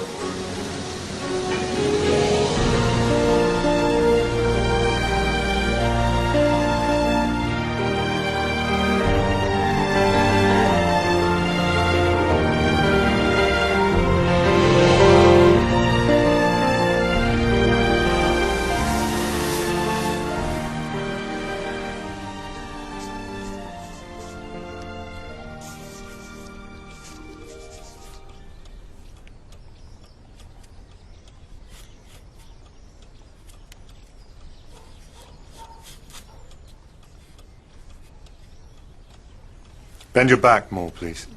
How much longer? Please, your back. Do you like women? What an extraordinary question. Well, you always make us look so ugly. If you want to look beautiful, go and sit for Monsieur Renoir. I show women as they really are, not as some ignorant aristocrat wants them to be. The Marquis at the salon, you wouldn't know him. I know a lot of very respectable gentlemen. You'd be surprised. Yes, I'm sure I would. Some of them even pay to spy through the keyhole. I am an artist. You paint nudes. I do not paint nudes. I paint women without their clothes on. Oh, they're so different. The nude is always in a pose. A woman without her clothes is a woman in an honest moment. That's why it looks as though you're peeping through a keyhole. You're back. Degas never married, of course, and there were strange rumours. But over the years he painted women as they'd never been seen before. Real women, doing real things. The greatest artist, the English called him. Not the greatest character, though.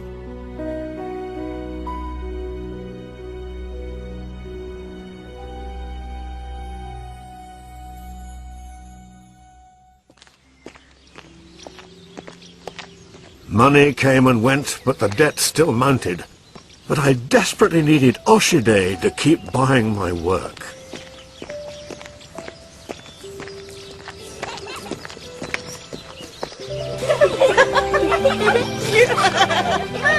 And I got you too. Monsieur Claude! Mademoiselle? Monsieur Monet, is it really you? Madame. Nice suit. Thank you. Nice hat. Thank you. And the cravat. Sensational. I think it's horrid. Blanche! Don't the turkeys need feeding? Come on! Off you go, all of you. So, you're going up in the world?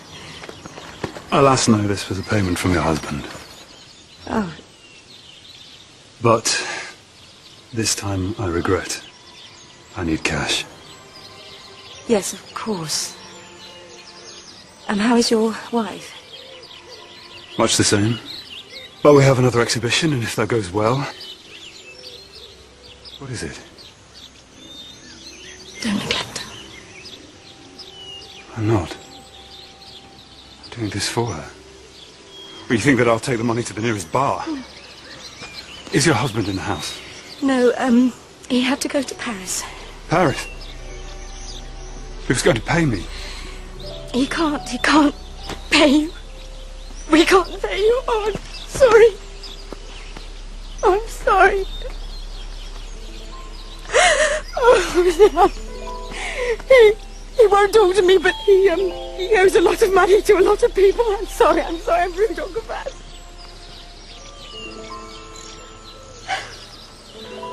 Tell your husband not to sell my paintings. They will soon be soaring in value, believe me.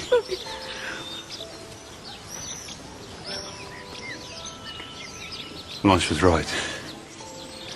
It's horrid. Yes, it is. It's horrid.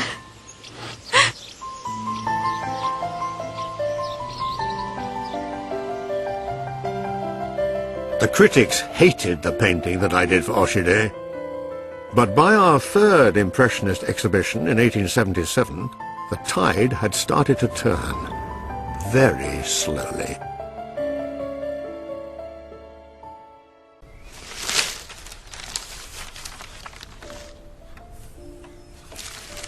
At least the reviews were better. Here. One cannot deny the terrifying realism of these faded creatures exuding vice. And here, a joyful glow touches even the shadows. The effect is like the shimmer of a rainbow. And this one, the bustle, the colour, the movement, the clamour, a pictorial symphony. Ah, the wisdom of the art critic. Well, at least some of them were starting to see. Yeah, one or two. But what does an artist remember? 100 words that sing his praises, or 10 that cut him to pieces?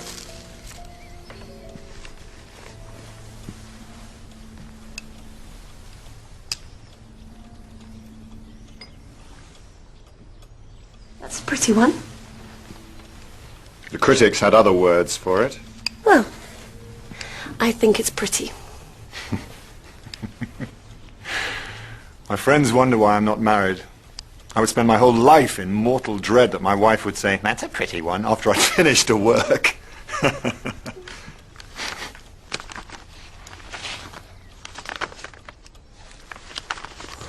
Did you have any idea what Degas was working on? At that point, the usual. I had my own work. Not the usual. I'm referring to the recent auction of the Degas estate, his private collection. Oh, those! No one knew about those. It would have ruined him. No, don't look at those. Go, get out! Don't be angry. That is all for today. Finished. Please, Monsieur Degas. Now! Go!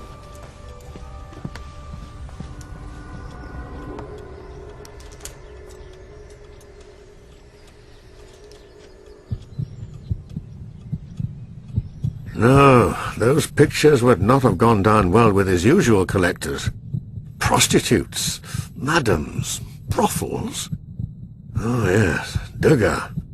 A strange fish indeed.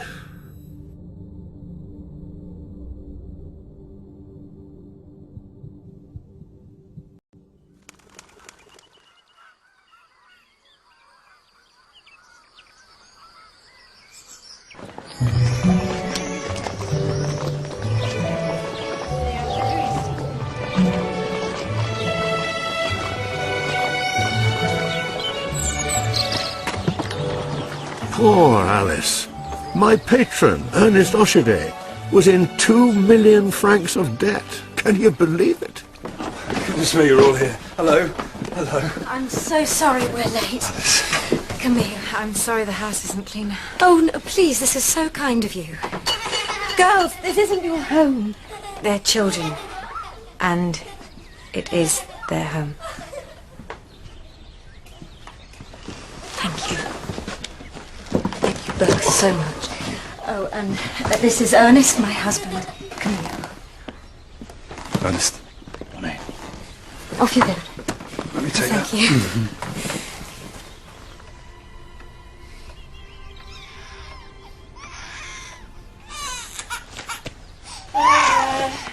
Crying.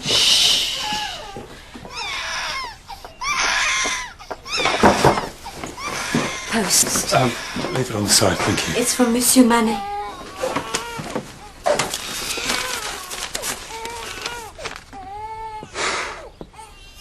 Camille. From Manet. There's a man who will go to heaven. Come on. Hey.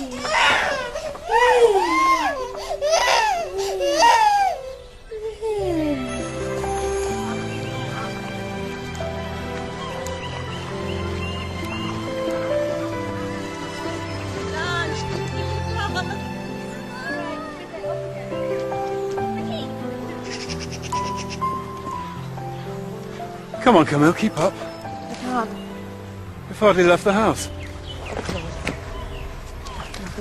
Come on, girls. Who can find the best picnic spot in the world?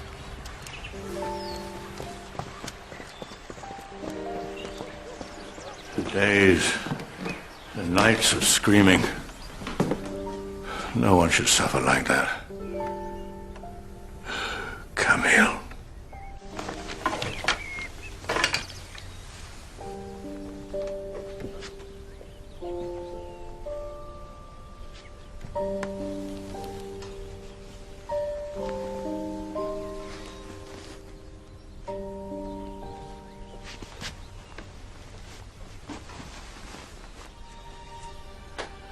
At first I resisted, but slowly the idea took form in my mind, and as it took form, it became an obsession.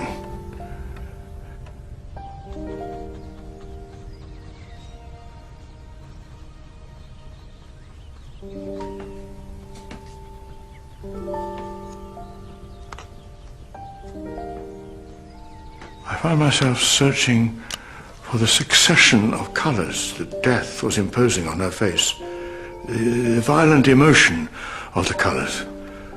First and foremost, I reacted to those. What could be more natural than to preserve the last image of a person who's about to leave you forever? The painter first, then the husband.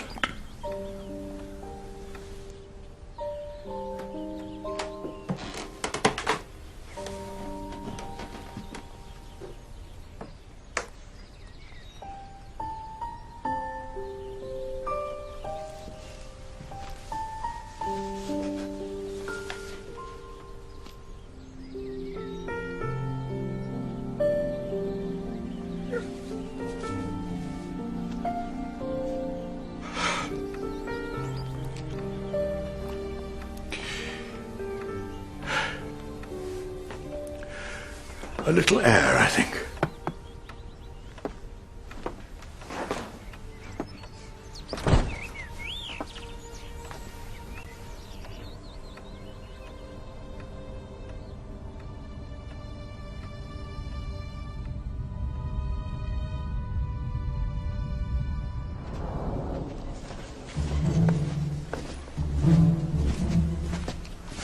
Oh, yes.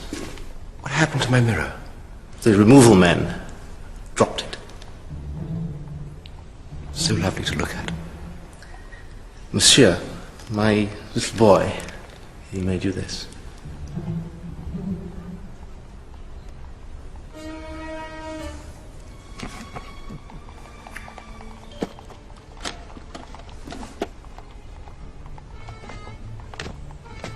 Au revoir.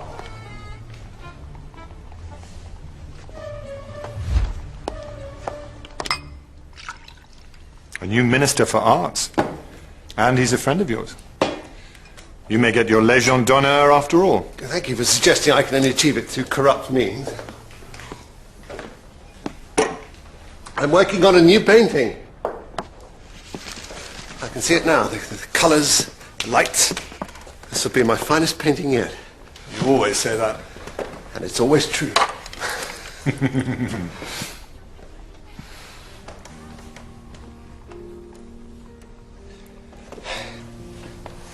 Where does the time go? When I was young, I stored up all my plans in a cupboard, locked away safely with a key. And now... You've lost the key.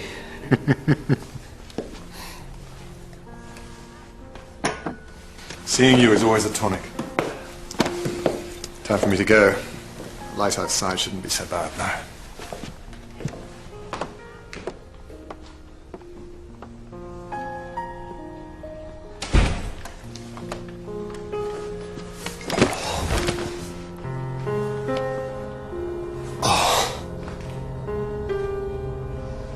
We didn't know then what was happening to Manet. To live with so much pain.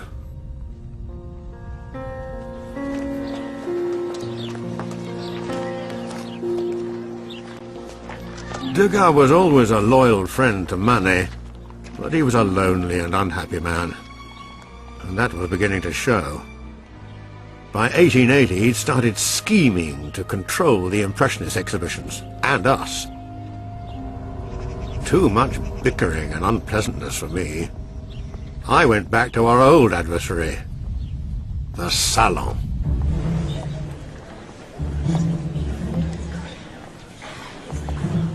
My Lavacour painting was selected, but could anybody see it? What is the point of having a picture in an exhibition that no one can see? It's the Salon. My picture is almost on the ceiling. A butcher could have hung it better. Crammed them in like soldiers in a cattle truck. Oh, well, tell our friends to bring binoculars. I'm complaining to the Minister of Finance. This is the last year that I exhibit at the Salon, and I mean it this time.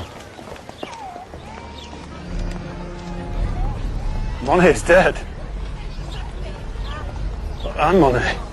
You think you'd be the first to know? Where is it? The Impressionist school has the honour of informing you of the grievous loss it has suffered in the person of Monsieur Claude Monet, one of its revered masters. Revered's good. The funeral for Monsieur Claude Monet will take place on May the 1st at 10 o'clock in the morning in Monsieur Cabanel's gallery. You're requested not to attend. On behalf of the head of the Impressionist school, Monsieur Degas. Degas? What? Degas also twisted the knife by spreading malicious gossip about myself and Alice Ochete. How dare he?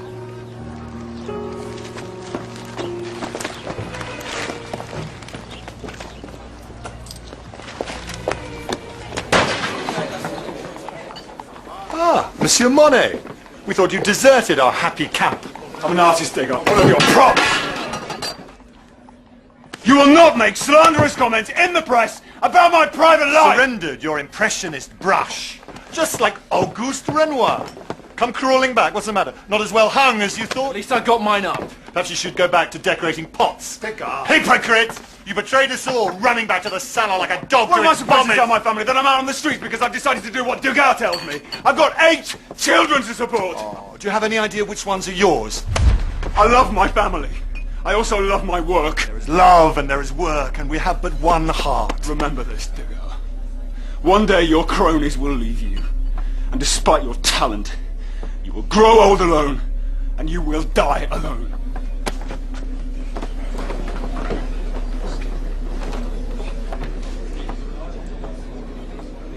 Degas. Made enemies of us all. Tell me, your side.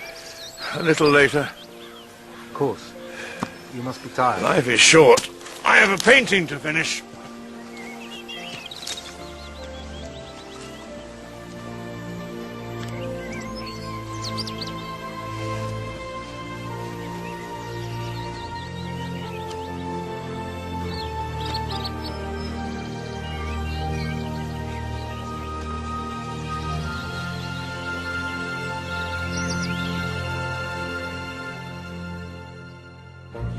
The critics call my work the cult of ugliness. My dear Cézanne doesn't think enough of public opinion. He despises the most elementary things. Language, dress, hygiene. I'm painting for myself, not to amuse other people. Perhaps you're just not good enough. Perhaps I'm too good. Perhaps I'm a genius. Would very much like to behave like a husband. As you never cease reminding me you are married to somebody else. I think I'm coming to the end of Impressionism. Oh, I'll be the only one left. Cézanne, you have shown us the future.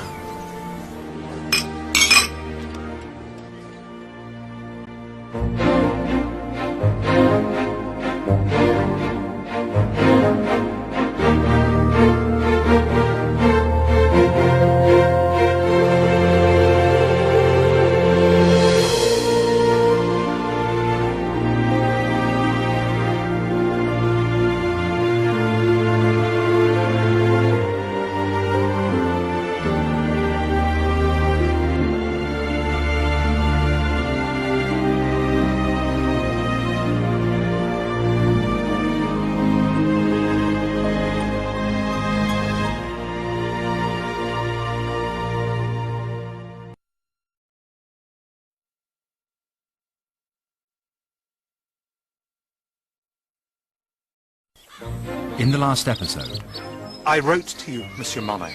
At least you got my name right. Alice Ochaudet. Claude Monet. A great artist, yes, I know. Hardly great. No, you're great. People just haven't seen it yet. Jean, please! I say we start a fire. We paint what we want, we sell what we can. An exhibition of our own. Oh, dear. This is no ordinary exhibition. You're right. It's a disaster. Go, get up! Please, Monsieur Degas, Now!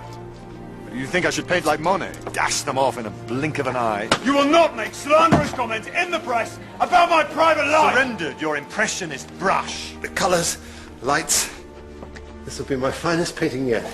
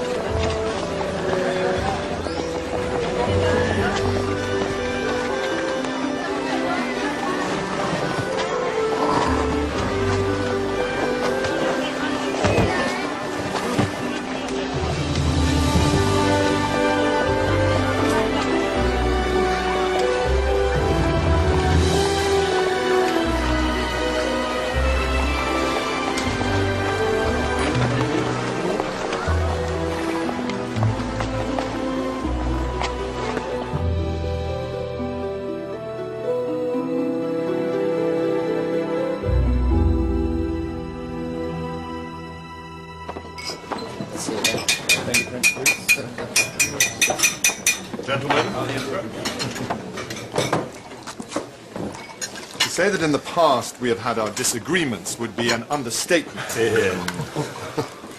But I am enough of a realist, and I hope you are too, to know that if we argue tonight, it would create a very bad impression. We are here tonight to salute a recipient of the Légion d'honneur, yes. But more important than that, our tower of strength, our friend, Edouard Manet.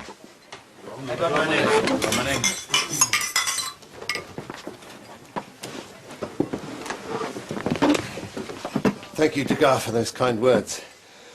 Naturally, I can't agree with all of them. It has always been my ambition not to repeat today what I did yesterday, but to respond constantly to every fresh vision, every new voice. As for the salon, why ruin the evening? Yes, Degas, I now have the Légion d'honneur. I would have made my future once, but now it's too late to make up for 20 years of failure. No, not failure. Never. One thing you're not is a failure. What pleases me more, far more, is to see you here tonight. My friends. My dear, dear friends.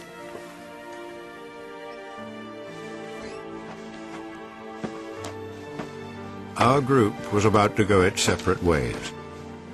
Whether we liked it or not, it wasn't going to be the same again. To the future.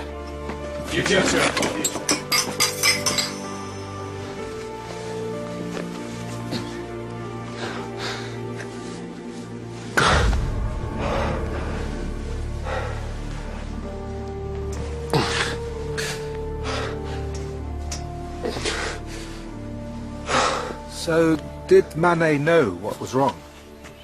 His misspent youth. One brothel too many. The disease crept up on him over the years. Manet was there from the beginning.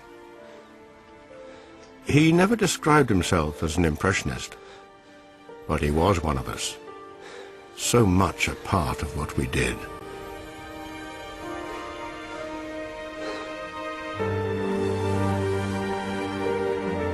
An impressionist masterpiece. He loved it at the salon. Edouard Manet. So, the tide was beginning to turn.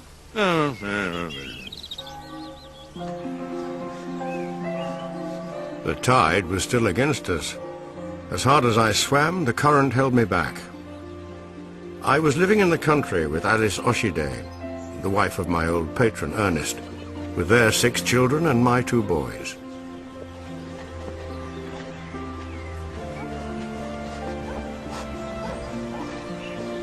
Papa, we brought you tea. Claude? I owe over 2,000 francs in household expenses. If I stop to eat now, we all start tomorrow. I made you tart to town. Now that's bribery.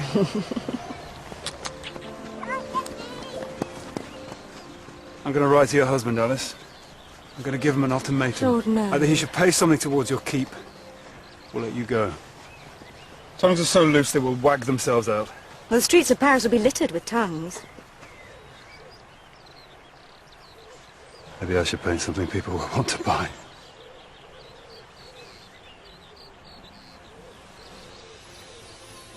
I wanted to capture the impression of a moment. I was still at the beginning of my journey. I say beginning. A single life is not long enough to know a single moment.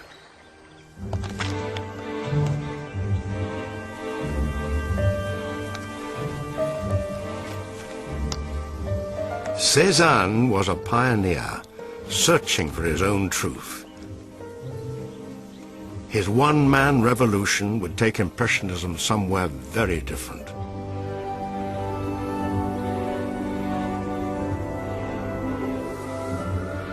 His work was so savage and unfinished looking. People were outraged. The critics saved the worst of their venom for him. Paul Cézanne is a genuine impressionist.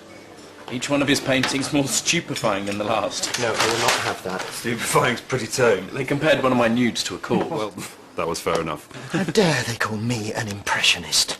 Cézanne. You're worse than Degas. How can you say your style owes nothing to what we've tried? Are you blind? You are an inspiration to me, and you are Renoir, but I am doing something completely different. We all are. No! Not like me!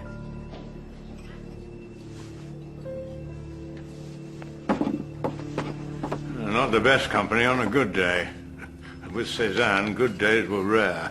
I heard he didn't even like to be touched. He found the world a hard place to be in. So would you, if you were consistently rejected by a world that was so blind it couldn't even see your work. To try and to fail, so continually. And to be rejected in the end by those you loved the most. He loved Zola very much. He and Émile Zola had grown up together in Aix-en-Provence. The Inseparables, they'd called them. Of course, we know how famous Zola became. One of France's most popular writers. You're not hunting for your supper anymore, Zola? No, we seldom caught anything. Quite the dirty bourgeois. I can't help being a success. Well, you were going to be the painter. And you wrote me verses. The Inseparables. What are you doing, X? Do you still swim? Against the tide, mainly. When the people of X are stuck for a laugh, they ask to see my paintings. Do you let them?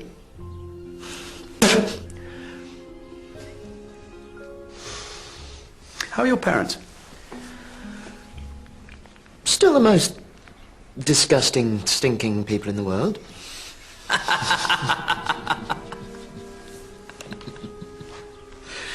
Do they know your secret? The paternal authority spent his life trying to get his accent accepted by the snobs of X. Only to have his son and heir father a child with a peasant. He'd cut off my allowance if he found out. And then we'd be completely reliant on you.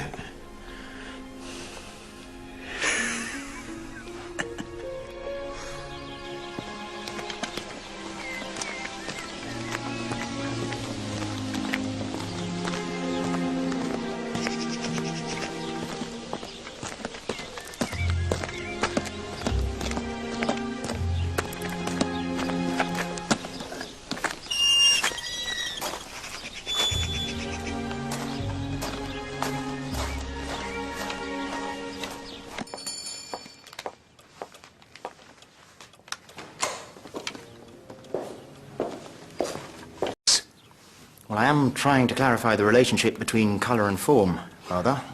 Do you think that is a valid occupation for a man approaching 40? At 40, I built up a successful business. Your mother and I had 2 children. Any sales? No. You're not earning a penny. Not yet. Well, perhaps you're just not good enough. Perhaps I'm too good. Perhaps I'm a genius. One may die with genius, Paul. One eats with money.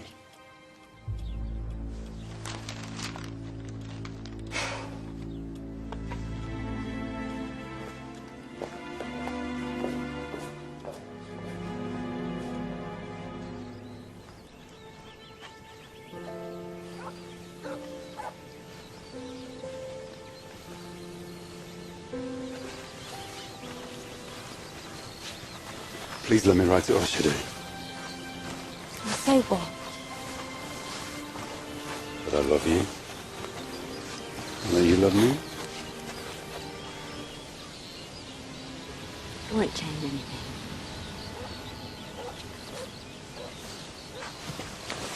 How could he think that he has any hold over you when he doesn't pay a penny towards any of your keep? He's choosing to drink his life away, and if you let him, he will drink ours away too. Don't we have any choices? Well, I married him. I made my choice. I took him as my husband. Well, he isn't behaving like a I won't husband. divorce him, Claude. You know that. I'm a Catholic. So where does that leave us? Wedged between Oshide and the Church of Rome for the rest of our lives?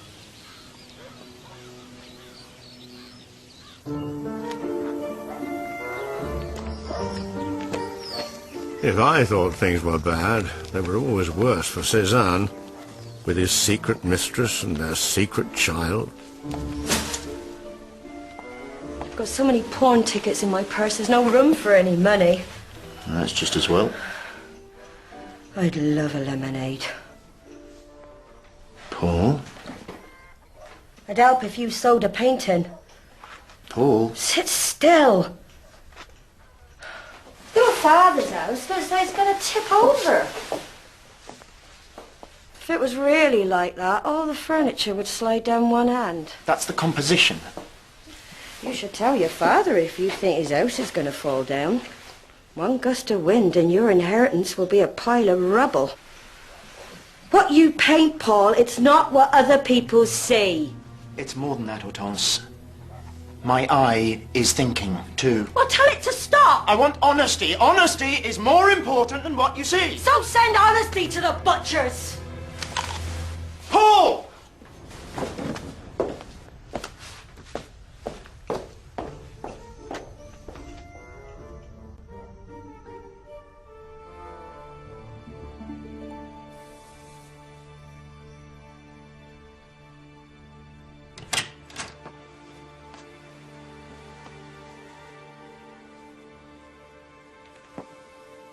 Manny?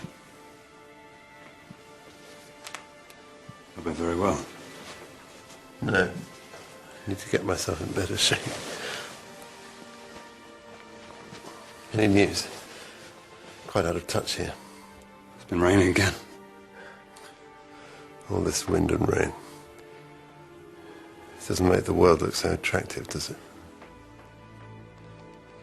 I've begun a few outdoor studies. I'm afraid I might not be able to finish them. Are you in pain? No, no pain. No, I'm feeling much better. Reassure my friends, won't you?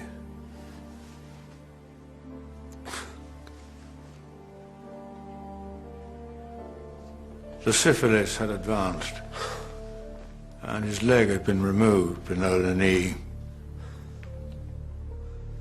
Never spoke about the operation to anyone. But I saw it in his eyes. Those unfinished paintings he so wanted to return to. And it wasn't just the leg.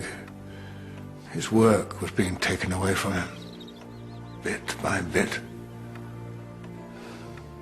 So much goes unsaid.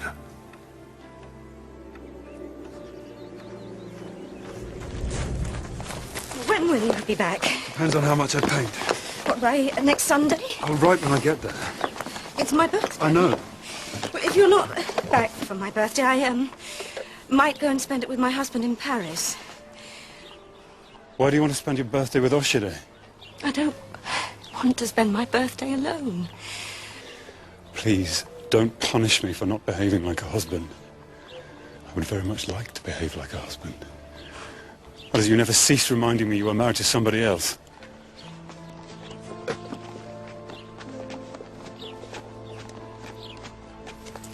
£60. I really shake your hand for this, Zola. Oh, and please thank your wife for the bag of rags she sent me. They're always useful in the studio. You really are a good, solid plank. Yes, well, I'll take that in the manner it was meant.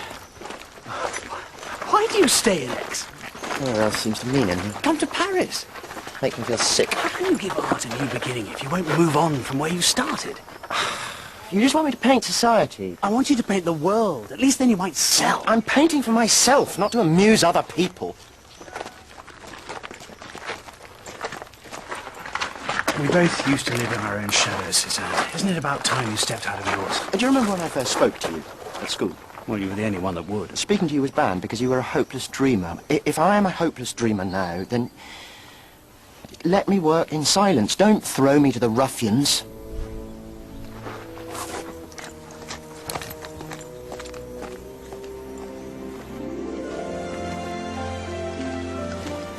Cézanne invited Renoir and myself to visit him in Provence. Oh, with its vivid colours and intense light, it was another world. It's like a fairy tale, Andy, don't you think? Honestly, you won't know what to paint first. Oh, I imagine I will. So bright, so much blue. You'll need plenty of cerulean and ultramarine. Seldom use ultramarine. You can use some of mine. It's quite good quality. It's about the impression that it makes on me, Renoir, not the impression that it makes on you. Cézanne says that he's been working hard. Sounds good. To avoid the admiration of imbeciles. He sounds happy.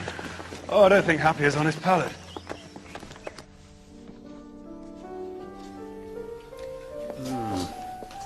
So, is this just linseed oil? Yes, it is. You planted soup for this lot? An eminently sensible idea, Suzanne. Oh, let's hope no one dies in the next few months. You could put Paul to bed. If I move him, he'll wake up. So, are you going to get involved in any more Impressionist exhibitions? Is it Impressionist anymore? Well, it's hard to know what we are these days. Degas hijacked one. Then my dealer had a go. That was a shambles. I know, any more exhibitions like that, we'll end up with the public bored of us and the press still against us. Even if I had the money to frame them, I wouldn't send them any of my pictures. Well, I'm sure Hortense would agree. Hortense is only interested in lemonade. Do you have any lemonade? No, no, they don't, no. I think I'm coming to the end of Impressionism. Oh, Impressionism. I want something more solid and durable. My own way. Oh, I'll be the only one left. Fed out of being out in the cold. Do you want a blanket?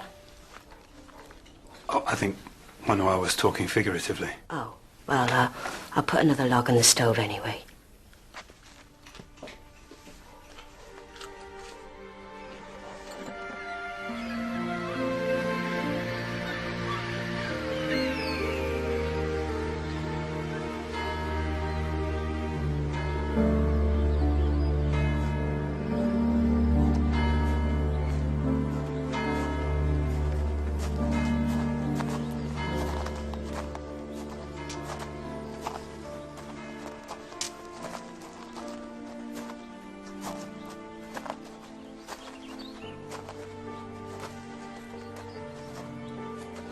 So much daylight.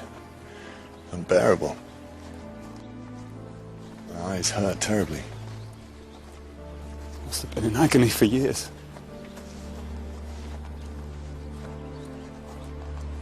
When I last saw him, I took him some peonies. And he straight away started to paint them.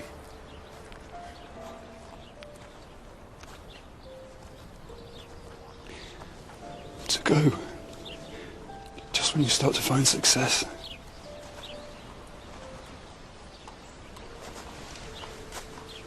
We're all of us successful. Manny was a great success. The first day I met him.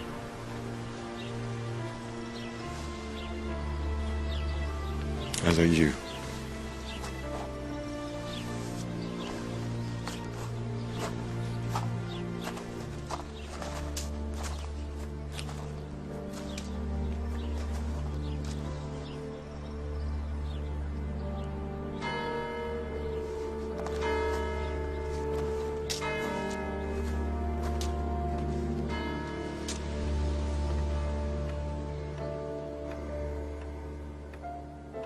So this was 1883?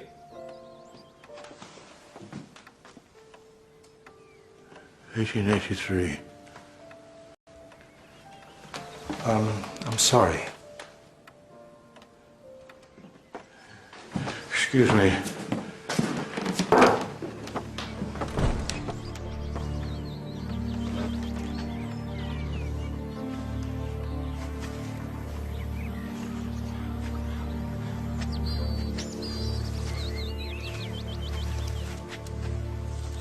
(1883) was also the first year we came here. Didn't know how much part of our lives it would become.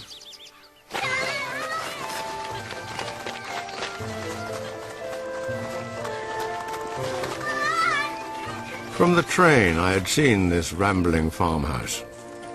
And we were lucky. The rent was low enough that even we could afford it. Will you allow yourself to enjoy it? Instead of travelling away all the time. I have to find new subjects. We've got plenty of subjects here. I've told them to put your things in the main bedroom upstairs. And where will you sleep? I'll sleep downstairs.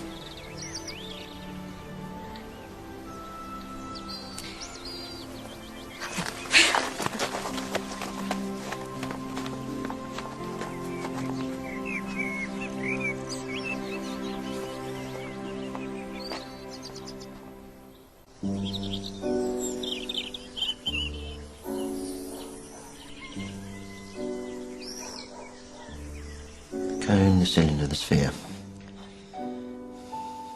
An orange. An apple? A head. The world seems very complicated. The trick is to make it simple.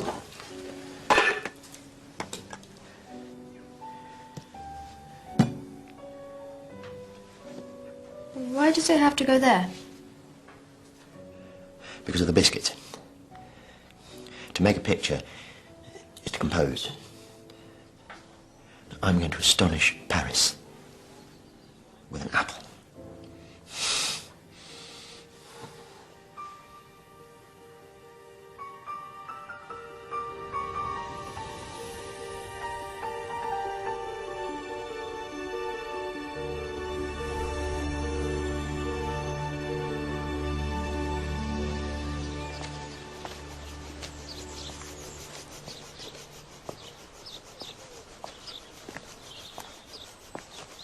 This arrived yesterday.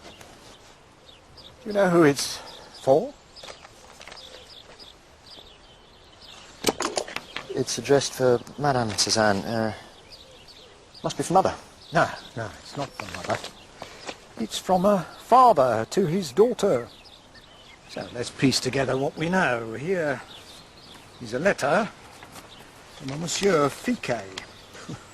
Monsieur Fiquet is not a man of letters. No. Monsieur Fiquet is a peasant, and his daughter is a peasant girl. Peasant girl. Monsieur Fiquet finishes,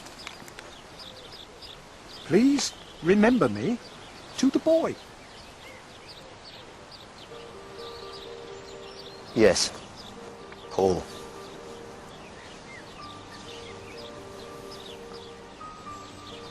He's 11.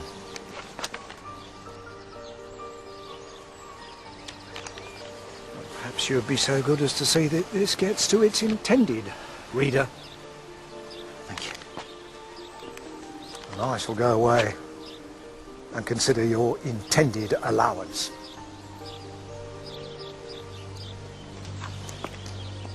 Do you feel you had much common ground with Cézanne as an Impressionist? We both chased nature. He wanted to construct it and make it endure. For me, it was the moment. And just that, chasing the moment that will never come again.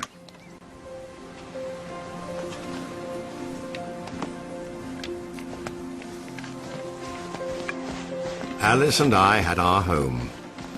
I knew she wanted me to stay there with her, but I couldn't. I was travelling, always travelling, trying to get closer to my subject.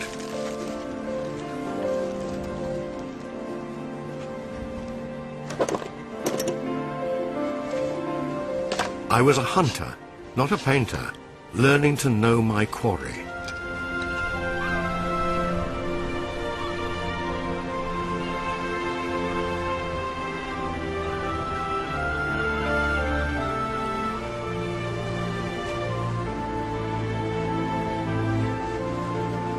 Some days the sea was so blue, others so green. I couldn't express its intensity, its habits, its passions.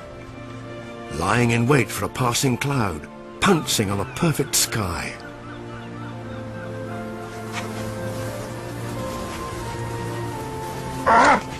It was a daily battle, in which I invariably came off the worst.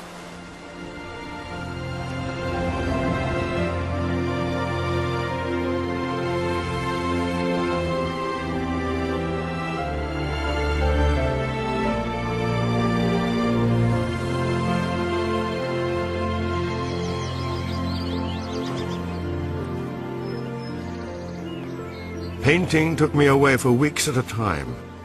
Alice and I were divided by so much. But without her, nothing mattered. Not even painting.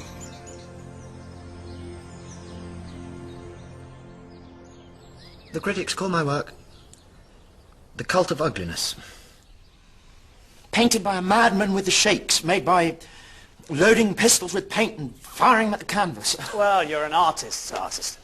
Manet called me a bricklayer who paints with a trowel.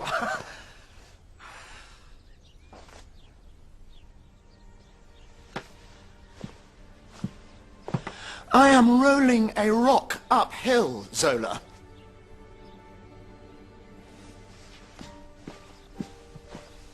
And either I keep on rolling it forever, or I let it roll back on me and crush me.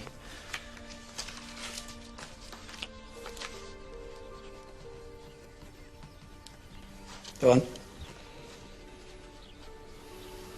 But the thing that keeps me going is the hope, the belief that one day I will pick up that boulder with my hands and hurl it to the stars. Well, what if posterity isn't the impartial judge we think it is? Oh, don't say that. Suppose the artist's paradise turns it out to be as non-existent as the Catholics, and that future generations persist on liking pretty daubing better than real painting. Well, they must want my paintings. If they're painted well. That's like saying they'll be happy to be butchered as long as the cuts are neat. I've started a new novel. It's the 14th in my series about the Rougon-Macquart family. It's about passion and creation.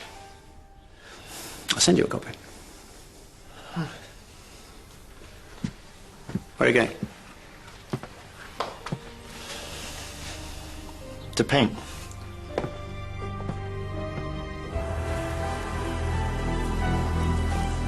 Cézanne kept moving, not knowing if he would ever reach his destination. Zola did what he did best, writing about what he knew, and the people he knew.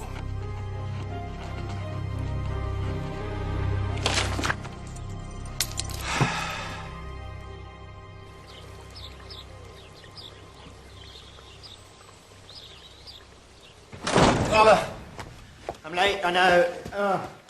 I'm sorry. My train, there was an error in the timetable. Oh.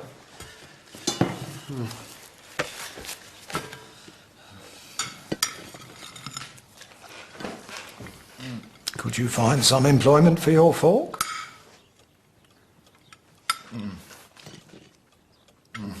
How is the boy? How is he?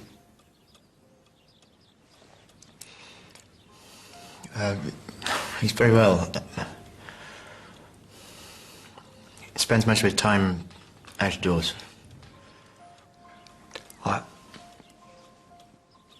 I should like to meet him. Would you mind? Not at all.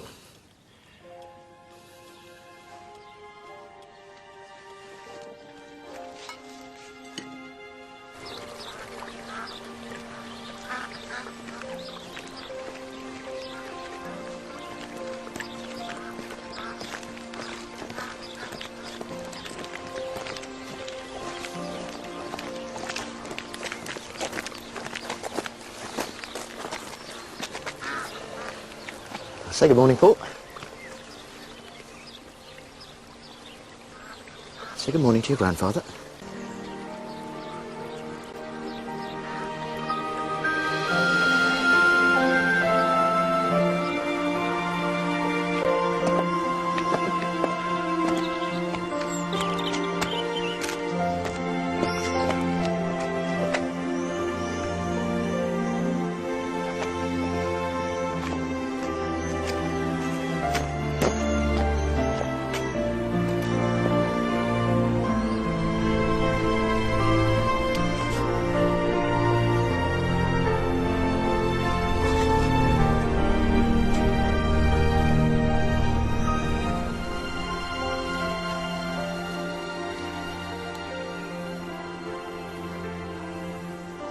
Cézanne found inspiration in the shape of La Montagne Sainte-Victoire, just outside Aix.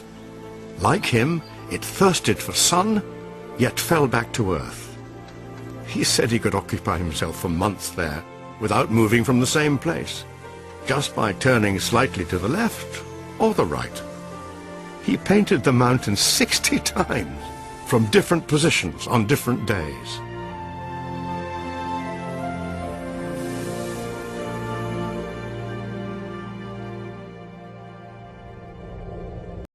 I told him that there's no future, absolutely no future in the Impressionist artists. But frankly, he still keeps going.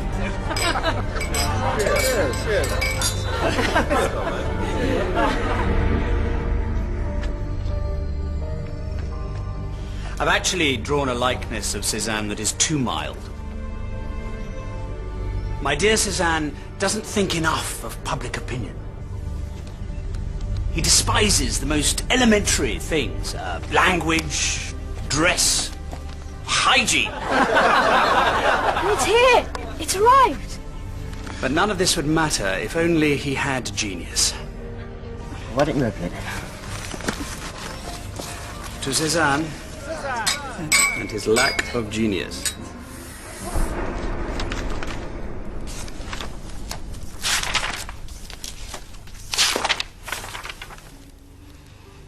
Here.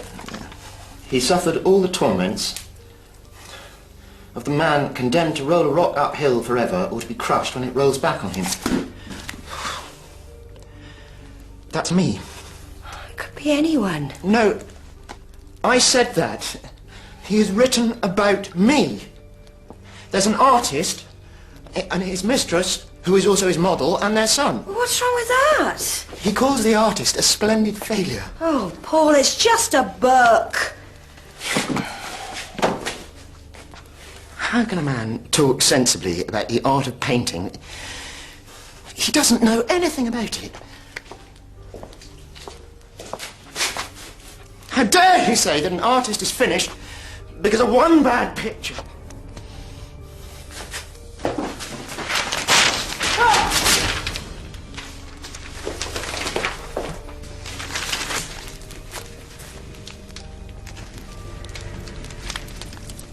I have just received your novel, which you were kind enough to send me. I thank you for it and ask that you let me press your hand in memory of old and better times. Ever yours, your friend from the past. Cézanne and Zola were never to meet again. What Zola did in his novel, which is called The Masterpiece, was to say that Impressionism was a failure.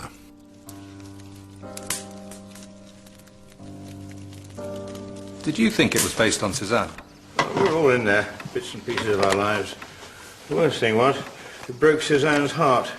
He had married Hortense by that time. He married her not for love, but so that Paul wouldn't have to suffer the stigma of having unmarried parents. 6 months after the wedding, his father died, leaving Cézanne and, indeed, Hortense a very generous income.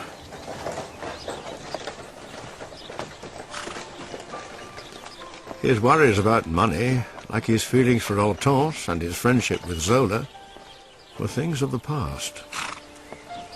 You'll have to hurry, or the carriage will leave with all your luggage.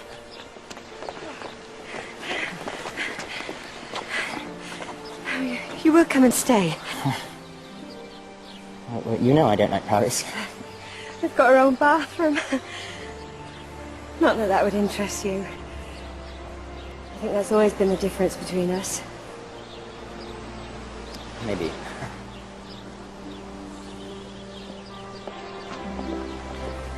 Paul?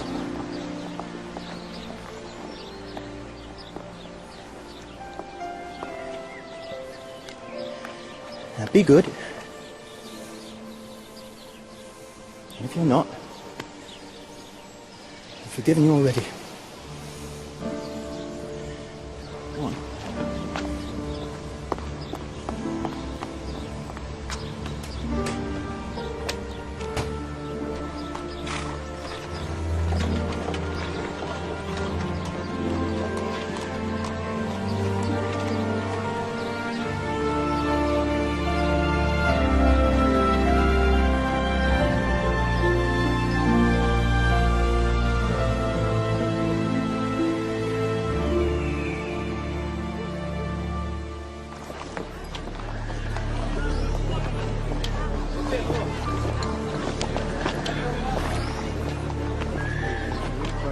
I wrote to my old Impressionist friends.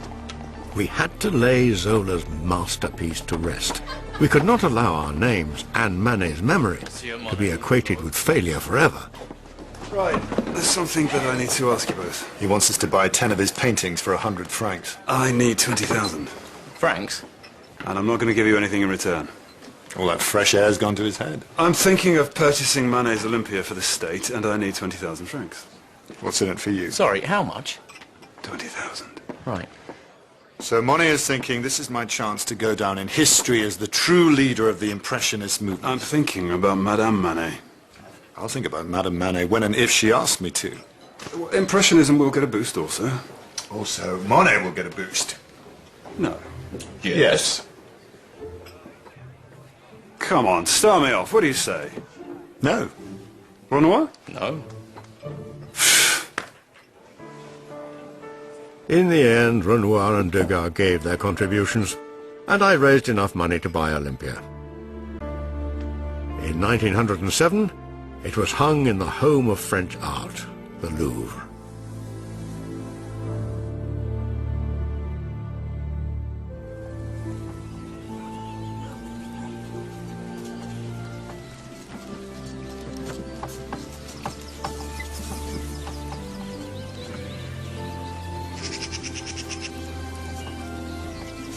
For once, I was closer to home. I'd found some haystacks and started with 2 canvases, one for Gray and one for Sunny. Alice, the light's changing.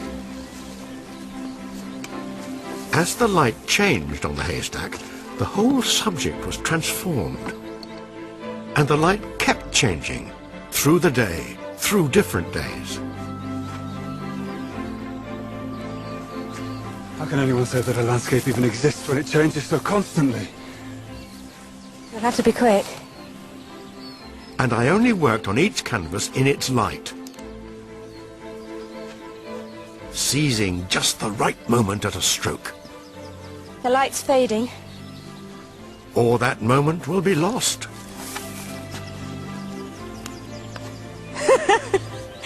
look like a conductor.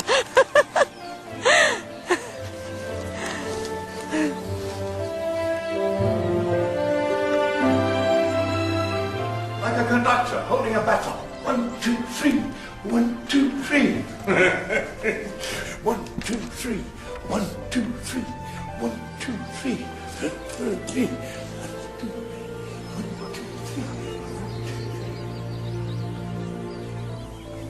15 pictures of the same thing, and they all sold in 3 days. Something had changed. The world, it seemed, was beginning to see things my way. A haystack. A haystack was as much of a subject as a vase of flowers. And if the finish wasn't smooth, no comment.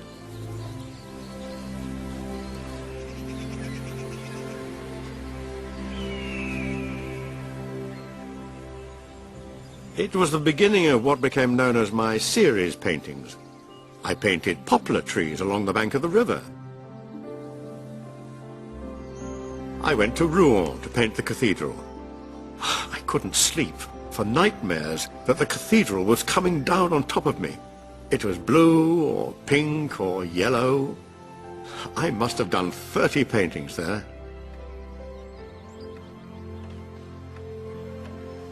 I thought I'd be in Rouen forever. I think Alice thought so too.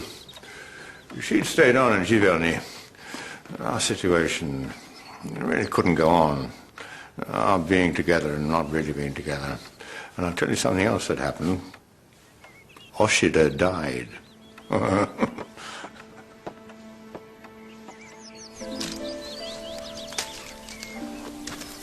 Alice,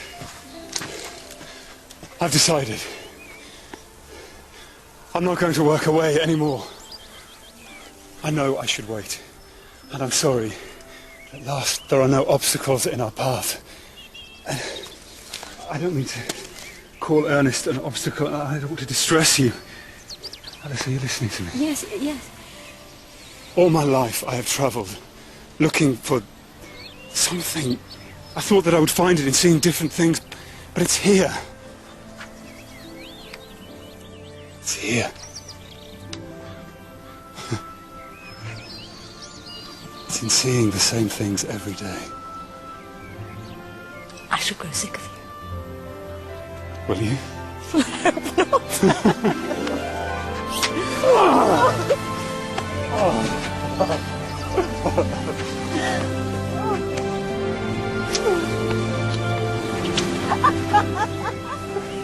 We were married in July 1892, here in Giverny.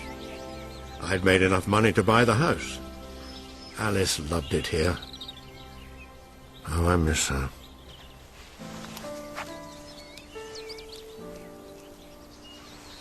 Early in 1910, she felt very weak. Leukemia. In the spring, there was a remission, and you cling to the hope. My dear companion died on the 19th of May. Cling to your palate, they told me. Hardly picked up a brush for 3 years.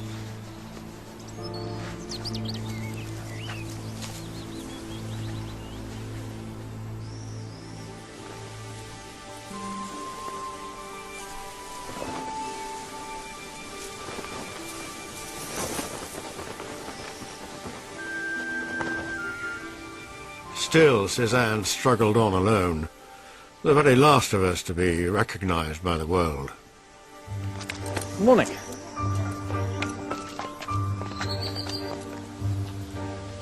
It was a mess. It's too many loose strands and no centre.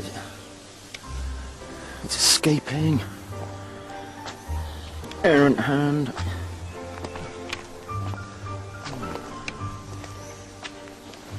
Good day. I have to tell you that I'm extremely busy.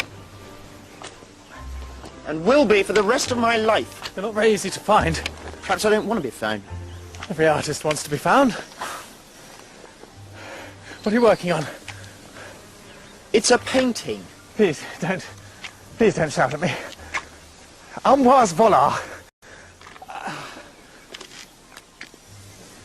I'm an art dealer.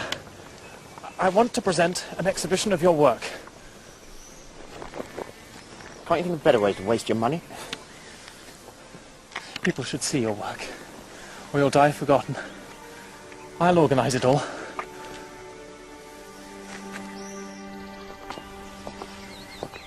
I noticed your rather spectacular collection of Japanese prints. Oh, I'm a great admirer. Did they inspire you for this garden? Oh, I was inspired. There's no point in being inspired if you don't get any help. The local people, an artist is just a comedian who wore hats, someone to use. You know, they tried to chop down the poplars, and they charged me a toll to cross the fields to paint, dismantled the haystacks. And when I wanted to make my pond... What was here before? A marsh.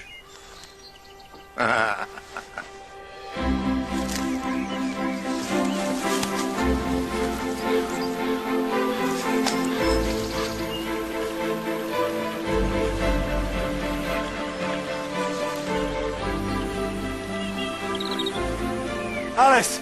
I had been searching the world for what lay at my feet. Alice! I stopped hunting nature and invited her in.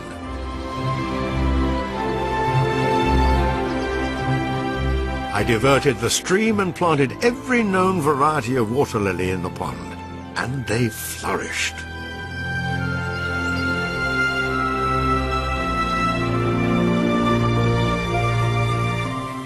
I set up my easel in front of this body of water that contains in it all the elements of a universe, changing constantly under our very eyes. It's become an obsession.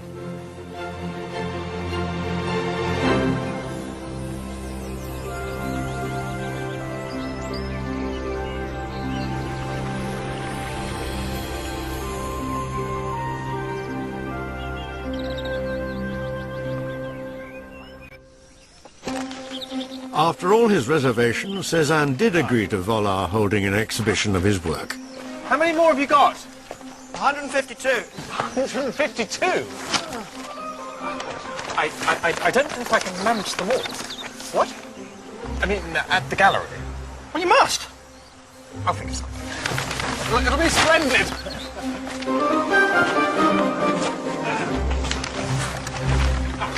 Thank you. Thank you. Ah, wonderful. Wonderful. There's that. Thank you so much. That's not quite 152. Well, the big ones are in the other room.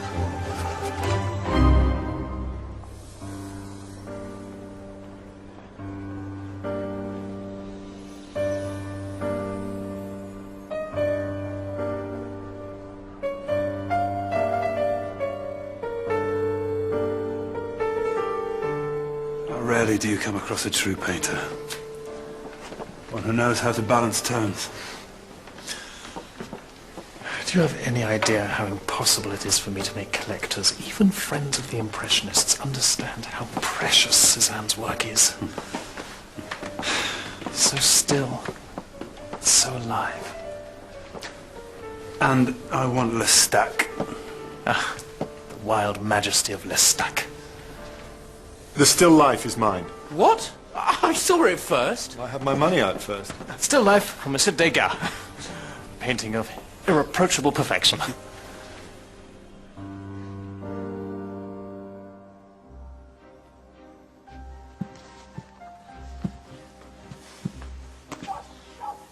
Must be pleased with what we sold at the exhibition. Perfectly safe. I prepared it myself, so... so you won't fall so long as you stay still. I'll be still as a statue. As an apple. As an apple? Please. Do not speak.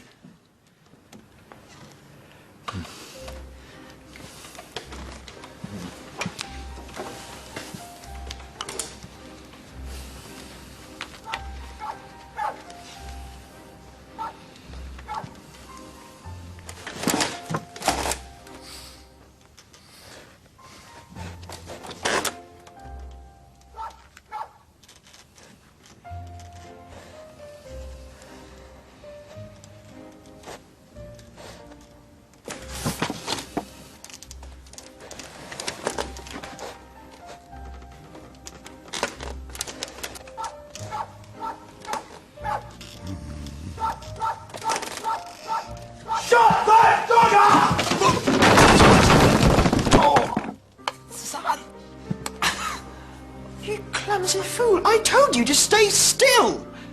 Well, that's enough for today. No, you wait. The exhibition. Did Zola come? No. All right. The idiot.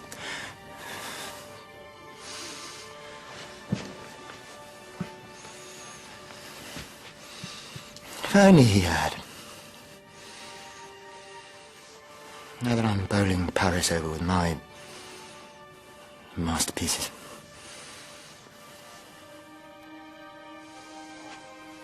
Forgive me.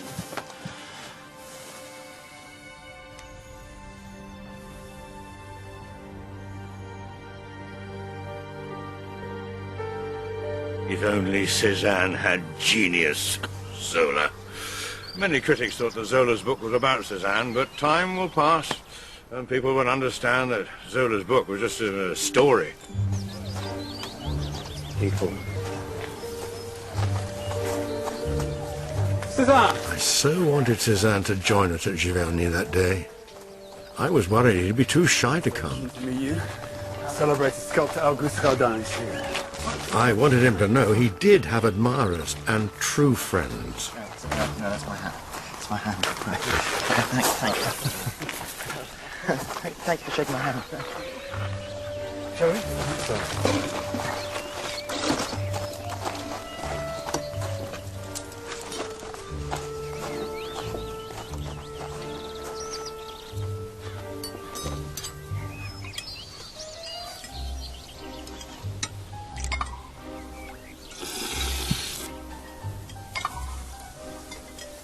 Oh, yes. Renoir is celebrating the birth of his second son. Oh. It seems that family life is finally suiting him after all these years. They've called him Jean. Yes, lovely. Many of us here have been following you for years, Cézanne. And we know why the younger artists look to you for guidance. Those who were so quick to condemn you will find themselves astonished. A new era of art is opening. Well, this is the promised land, and they certainly won't let me in. Cézanne, you have shown us the future. Bravo.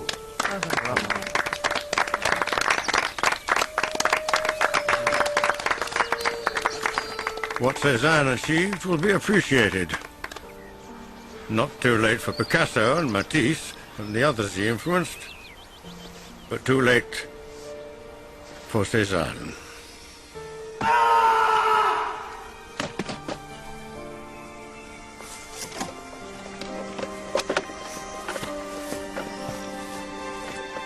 He laid the foundations for a new century, for a new generation of modern painters.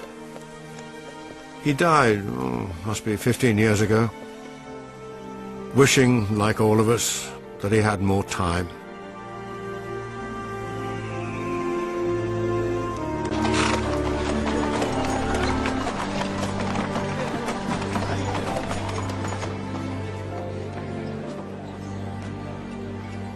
We're not revolutionaries anymore. We're a tradition.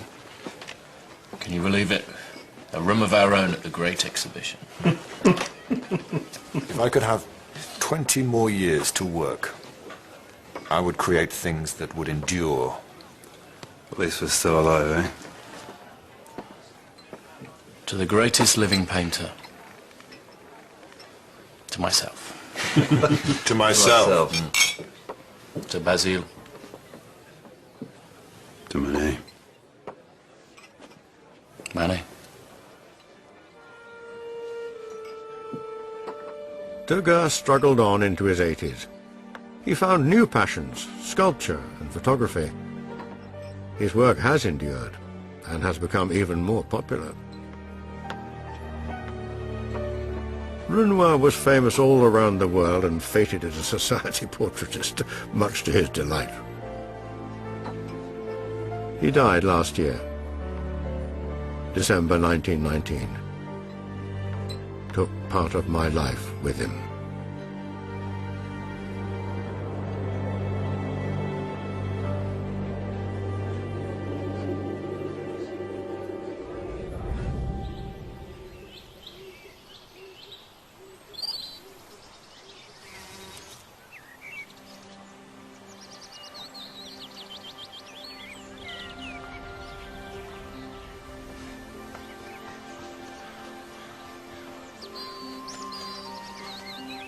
It's nearly finished.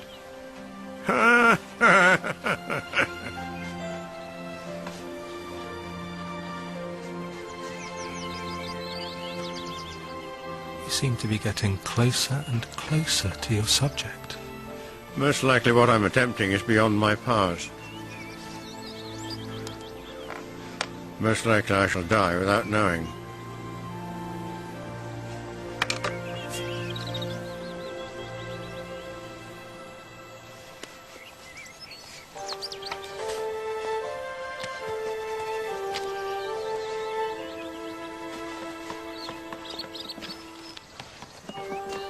Monet has outlived them all.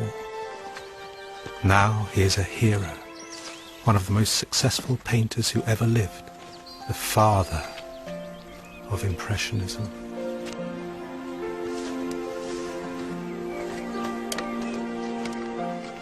We have his paintings and his garden, the fleeting moments, an impression of life.